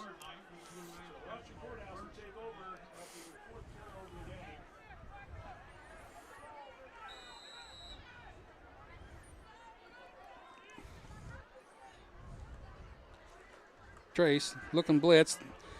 Long for Pfeiffer. Ball is out. Nobody around. Baker turns around. He'd have had an interception. Some of the Blue Lions fans, they wanted some kind of an interference call or something.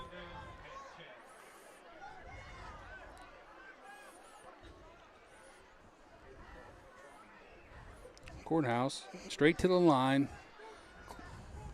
Of course, the clock stops on the incomplete pass. Empty backfield still for Pfeiffer. He rolls to his left. Dawes on the blitz. Black on the blitz. He gets away from both of them. Able to scramble out. Trying to get to the sideline. He does. Going to be about 4 yards short of the first. So it looks like about 3rd and 3 after the scramble from Pfeiffer.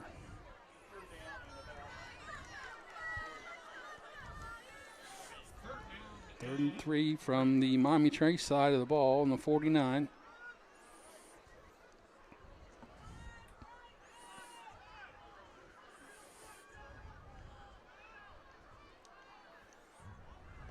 Snap is back. Pfeiffer rolls left. Pumps down.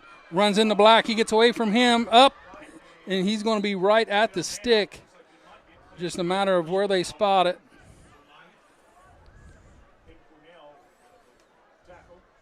He still is walking gingerly. So Yeah, that leg is bothering him. They're going to give him the first down. Tackled by Cornell on that play.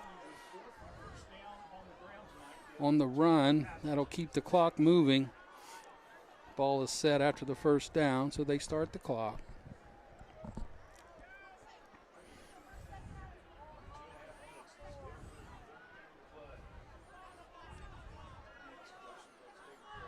Young goes back to the backfield. Going to give it to Young this time. He breaks it to the outside. He's pushed out of bounds out by Cooper Enix, stops him short and unable to let him get to the corner. He was trying to get out of bounds to stop the clock, but clock is still running with 2:22 in the third quarter. Loss of 4 on that play. Enix come flying up from his outside linebacker spot.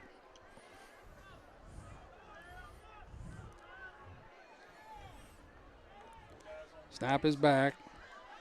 Pfeiffer rolls right. Look for something being forced by Dawes and throws it out of bounds. Guthrie and Dawes chasing down Pfeiffer. Makes him get rid of it. Makes it 3rd and 14 from the 50.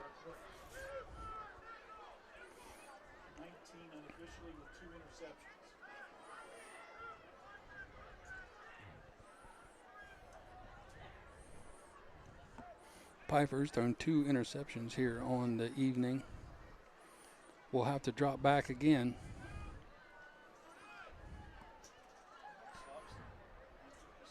Empty backfield. Snap is back. He's forced up the middle.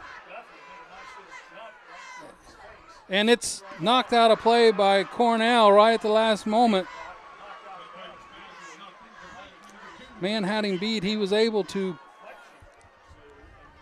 pick it back up and get to where he needed to be and knock that ball out of bounds.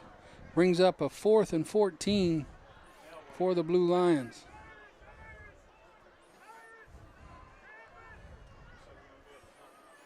Looks like Courthouse will be bringing in the punt team. Well, with a 4th and 14, it would be kind of hard not to.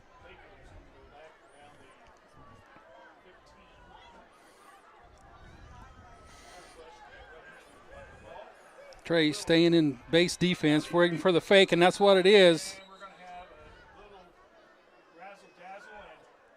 And Courthouse calls a timeout before that gets off. That might have worked had they not called that timeout. They sort of shot themselves in the foot, so to speak. All right, we'll be back. We're going to take a break real quick.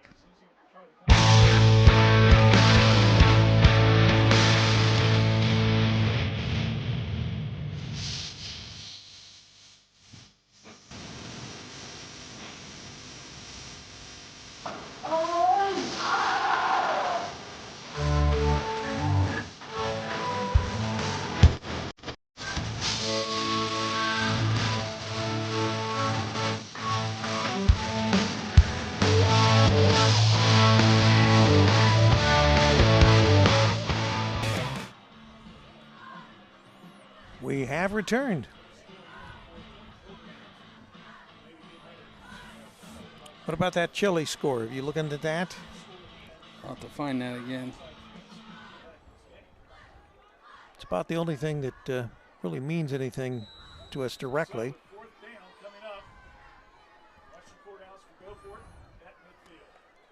So the Blue Lions are going for it. Pfeiffer is going to throw it deep. Double covered there. Osborne is tipped up and around. He's going to make a catch. Got it. He's got it. How did he snag that? It was bouncing around and he snagged it. Stayed with it.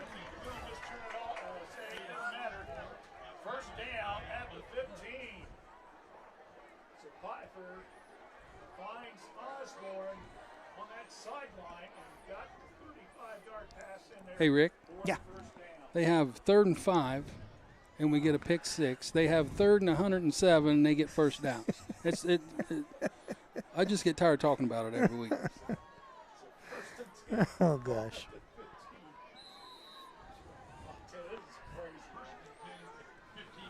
Go figure.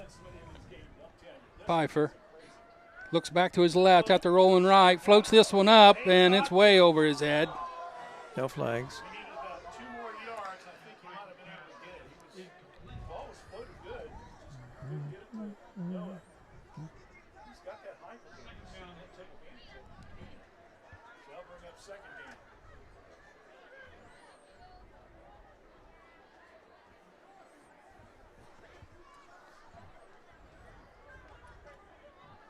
So let's see what happens with this play here. 135. Piper's got Young in the backfield with him this time. Trace bringing pressure. Then they're going to get to him they this got time. him. They got him. Guthrie is in Piper put down in the backfield by Jackson Black. That's his second one tonight. Stevenson, Black, Guthrie all meet at the quarterback. Got 3 of them there. So the quarterback sack Walker about 8 yards on the play with Piper on the sack. That'll make it 3rd and 18, Rick, right where we don't want to be. Yeah, this will probably be a bullet to the end zone, right? Yep. Going to take a timeout here? Oh, no, they're just repositioning the ball. Jackson's 28-0 right now. Oh, well, don't see them coming back from that. So it sets up a 3rd and 18, 55 seconds to go here in the 3rd. Trace up 35-7. Courthouse sends 4 to the left. Heath down here at the bottom by himself. Want to roll to the left. Floater out there, caught. Got it. Got it. And He's into in. the end zone. He is in. Osborne, touchdown. Washington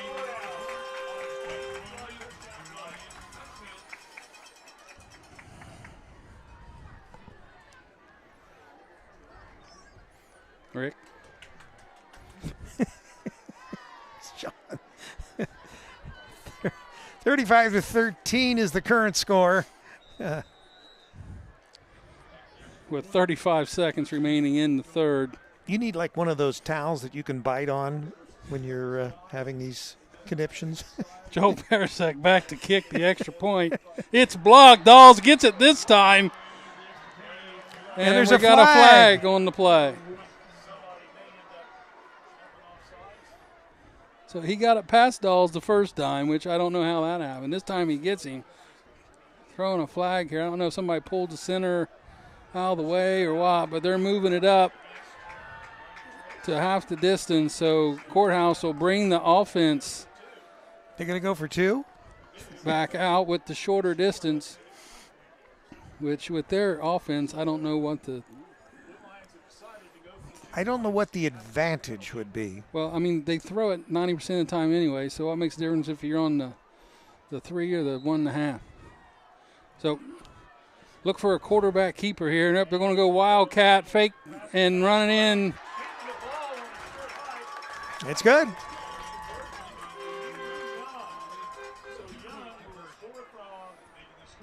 Andrew Young with the Wildcat, fakes a reverse and trucks into the end zone 1.5 yards out, makes it 35-15.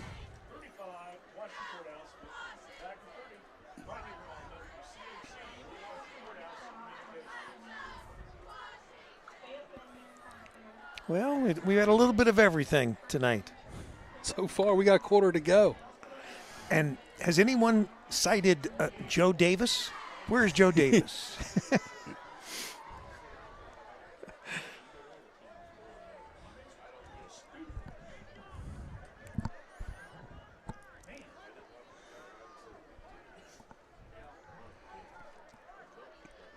So the hands team, see if they can recover this one. Do you think that they're aware now that they might kick an onside kick? Well, they was aware last time. They just didn't catch it. Uh-huh.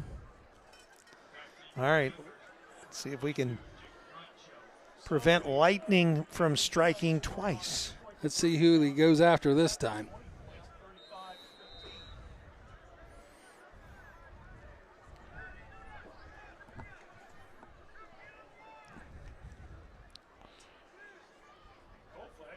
So he pooch kicks this one, and it bounces. Reinschel is able to field it, trying to get to the outside. He's not going to make it. He actually lost yardage on that. But the biggest issue is that they fielded it and did not turn it over. So with 29 seconds left, Trace will take over. Well, they must have thought this time we weren't aware of the fact that they might be kicking an onside kick, right? Possibility.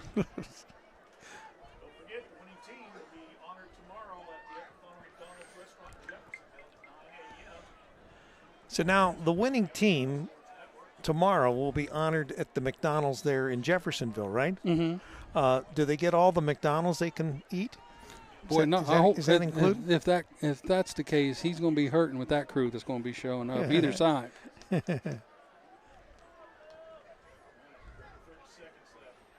Handoff inside. Courthouse stops that run. Everybody bunched up there.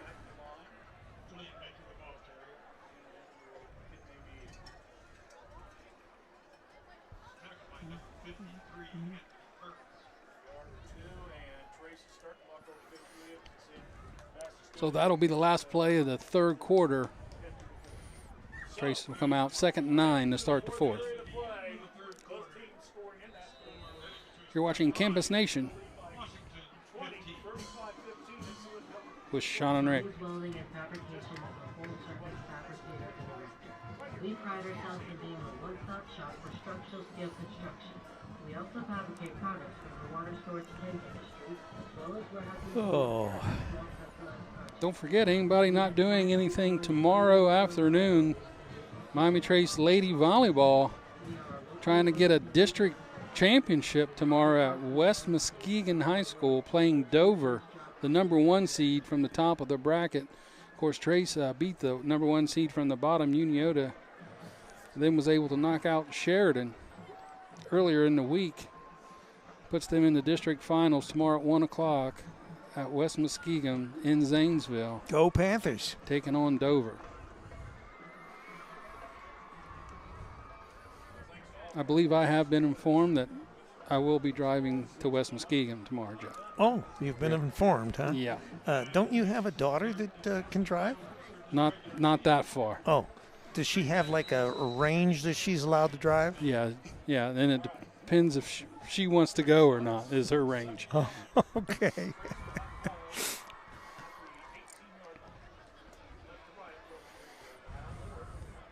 Smith out super wide right, or left, I should say. Snap is back. Phipps holds the ball, cuts it up inside. Ooh.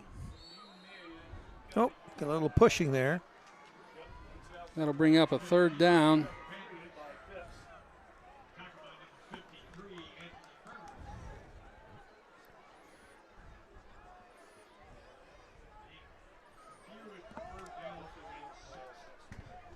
Got 3rd and 6 for the Panthers.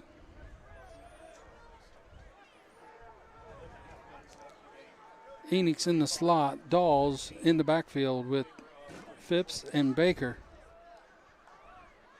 Snap is back. They're going to pass. Passes out to Baker. He catches it on the wheel route yet again. He's free down the backside. He's got Reinschel with him. He cuts it up the middle, tries to break one. He's finally brought down at the 20-yard line. That'll put Baker well over the 100-yard mark in the receiving category. He's over 200 in the rushing category.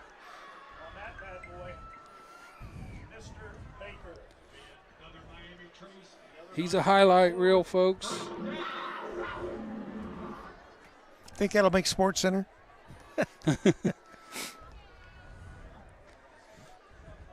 They've run that play twice tonight. They have not covered it yet. Passes, shot back, give it to Enix up the middle. Short gain.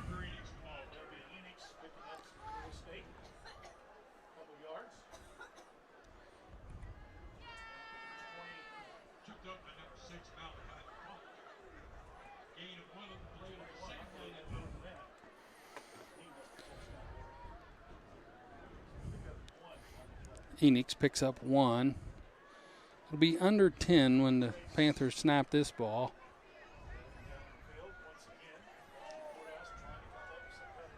Enix lining up as your tight end in this set. Dahl's in the backfield with Baker and Phipps. Hand off to Baker. Jump stop, step to the middle. He's dragging people up to around the first down. He's going to be short about 1 or 2. Bring up a short third down.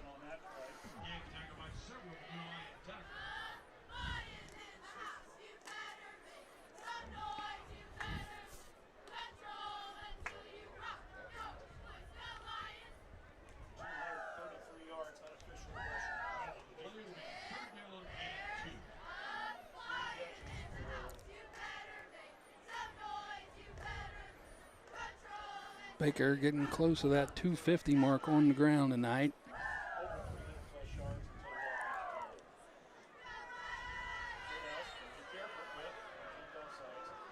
Going to be offsides on the Blue Lions. That'll give Trace a first down. Hard count by Phipps, able to get him to jump, get a free first down.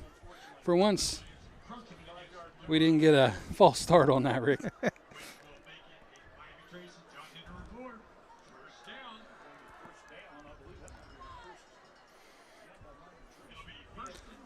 That'll set up the Panthers first and goal from the 9.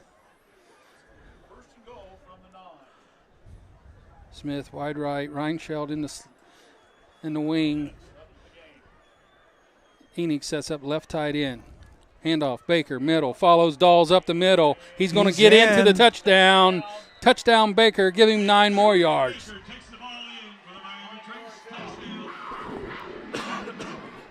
Followed the lead of Weston Dawes, and he was virtually not touched till he got to the end zone. Another strong run by Julian Baker.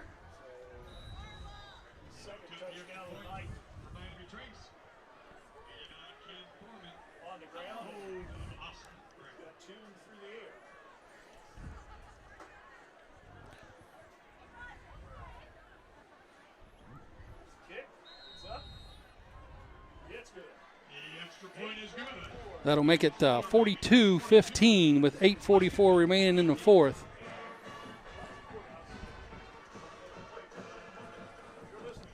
Rick, what was my score prediction of this ball game? It was close to what we have now. It was 41-12. You didn't anticipate the 15. There's that extra point that they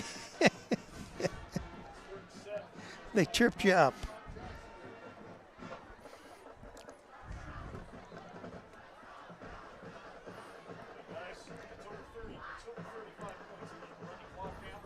Yes.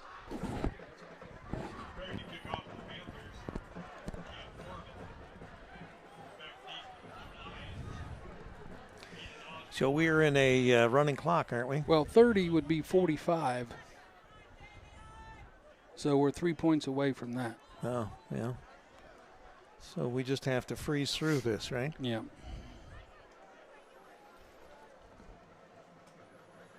And once we're done, we're not going to remain on the air. I'm going to we'll shut her down, and I'll go down and get Uncle Punky and bring the equipment back up. So Squib kick, Courthouse kicked it around, was able to fall on it to keep possession.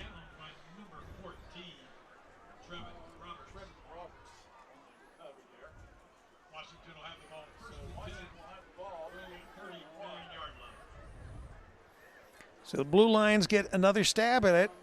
See if they can draw closer.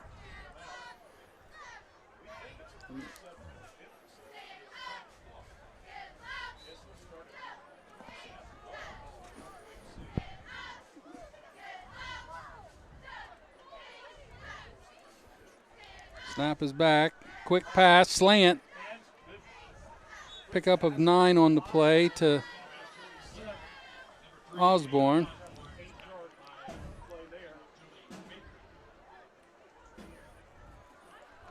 Baker on the tackle.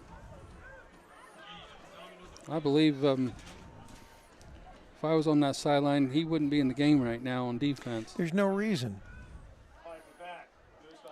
Incomplete pass to Osborne this time on the slant from the other side. Brings up 3rd and 1. It may be hard to keep him off the field.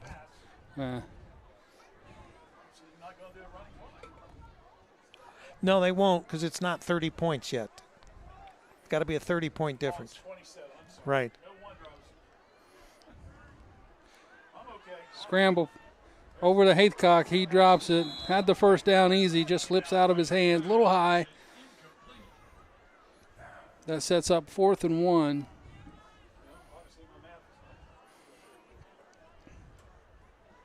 Which is a good down and distance for Trace defense.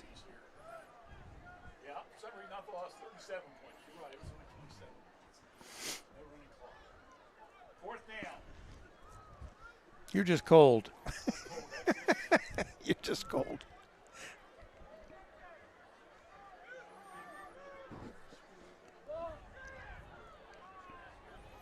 .806 in the game. Snap is back. Going to give a quarterback keeper here for Pfeiffer. He's going to get stopped short with a big hit from Baker and Hicks. Come flying from the secondary position to stop that first down from happening. Turnover on downs yet again for the Blue Lions. Trace ball with 8 minutes exactly on the clock here in the 4th. Trace is able to put points on the board here. We'll go to a continuous running clock. If any score happens, field goal or touchdown. I was going to say, should we ask him to kick a field goal? Kick it from here. Yeah.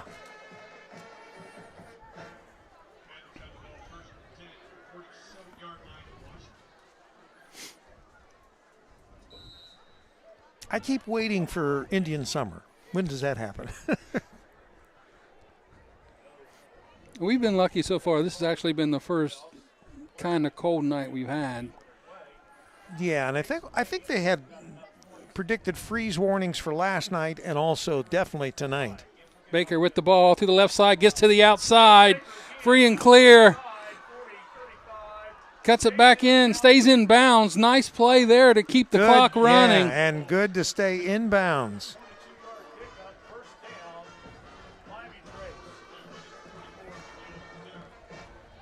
Another big gain for Baker. I must say, these fans that are left over here on the Blue Lions side, these are diehard fans. I would be somewhere where it was a lot warmer. Randy, how much you got yardage-wise for him? I'll give it here in a second.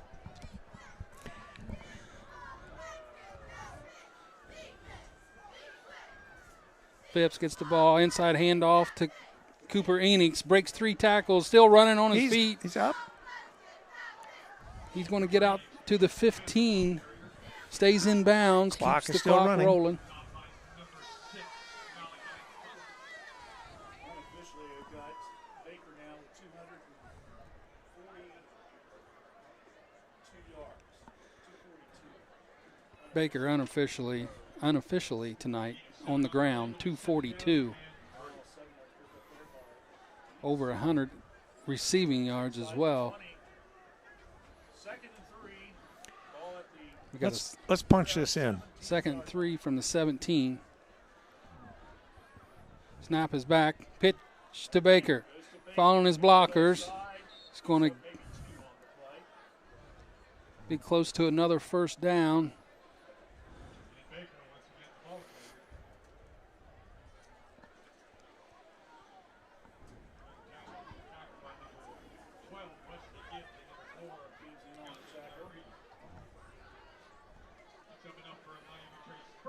He was able to pick up the first down and stay in bounds. Clock running, 6:25 and counting.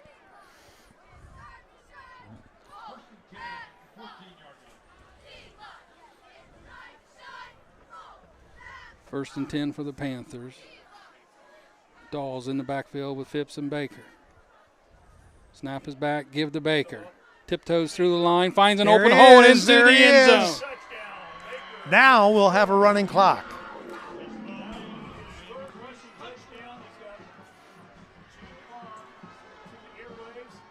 That unofficial gives him 255, and that's unofficial, 255 in the rushing department. Comes at the 5:51 mark. 48-15 currently. Waiting for that extra point attempt. Extra point. Give Baker 255 on the ground unofficially. With what? 4 touchdowns? 3 touchdowns? Another multi-touchdown night for Baker. Trace going for 2 here. Pitch to Baker, cuts it back up inside. Going to get stopped for the end zone. So what was the purpose of that? Why were they going for 2? Oh, okay. Little cousin love. Little cousin love, huh? All right, score 48-15. Panthers over the Blue Lions. Rick, you want to know the answer to that question? Because they couldn't go for 3. That's true. You're right. Good point. Good point.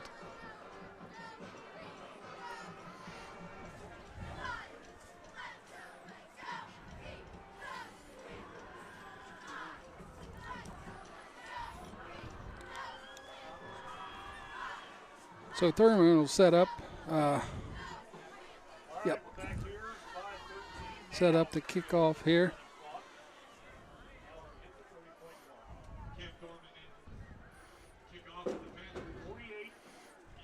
Osborne back deep for the Blue Lions.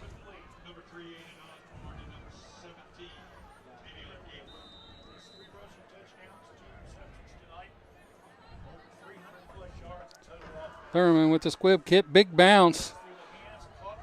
Gets to the back line, able to brought down by Carson. And the fumble, oh no, everyone's scrambling up front. Carson on the tackle with Hicks. Courthouse ball, down 48-15 with clock running.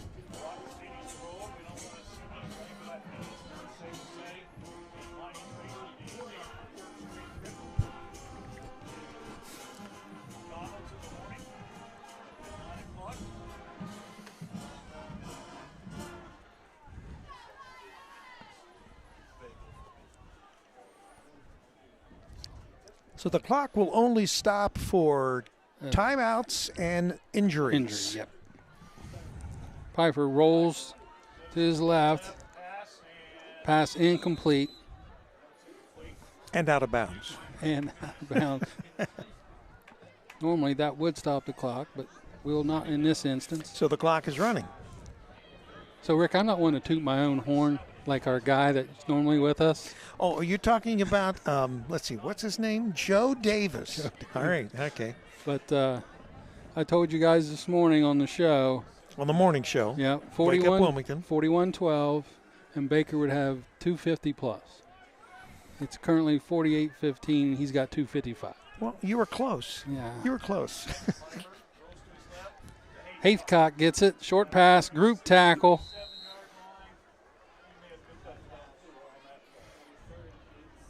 He's going to bring up a 3rd down.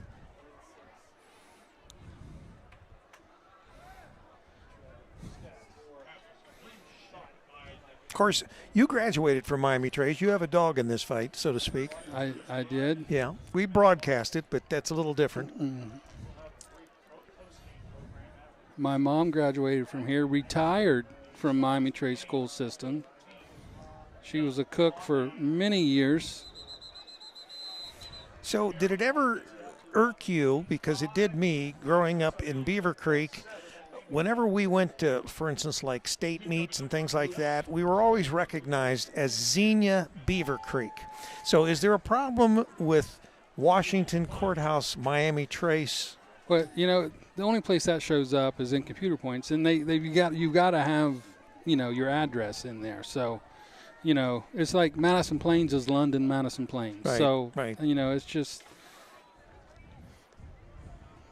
the way of the world, I guess. Pfeiffer scrambles, gets rid of it, and nice catch. Whoa, what a catch. Excellent catch by Walters. That's loosened all my teeth just watching that. He's still down. Got the wind knocked out of him, I'm sure. That was a heck of a catch. That's the third catch by a Washington Courthouse receiver tonight that has just been outstanding. At least 3. At the 2-minute mark here in the 4th.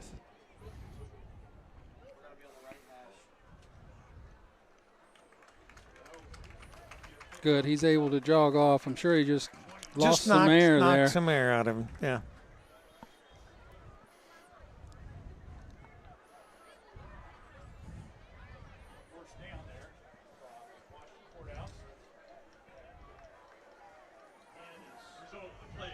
Champ Walters, a freshman for the Blue Lions, making that catch.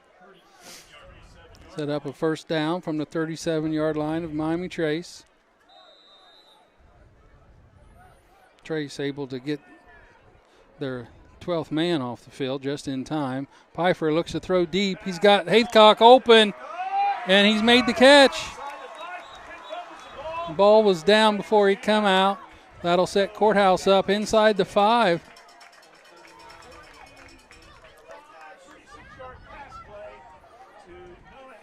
Nice catch there by Noah. Noah Haycock on the reception. Set Courthouse first down on the 4. So they're going to try to punch it in, and we won't have a running clock anymore. Snap is back. Pfeiffer looks back the other way. Lofted it up. No good. No good. Try to go back to Haycock. Try to use that height and length of Haycock. He was double covered there. Corner of the end zone by Hayden Brown and Hayden Cornell. Over from his safety spot to help Brown out.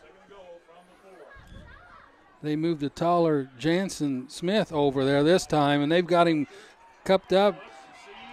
And he's going to try and run it in, and he's short. Ball is out.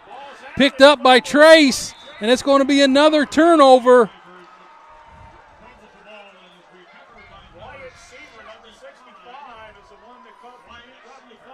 Wyatt Seaver picks up the loose ball and gets it out to the 10-yard line. Another turnover for the Blue Lions at the 31-second mark as Pfeiffer tried to scramble that ball into the end zone. And that will be victory formation set as the clock continues to run. They won't even have to snap the ball with the continuous clock. That'll be the end of the ball game here tonight.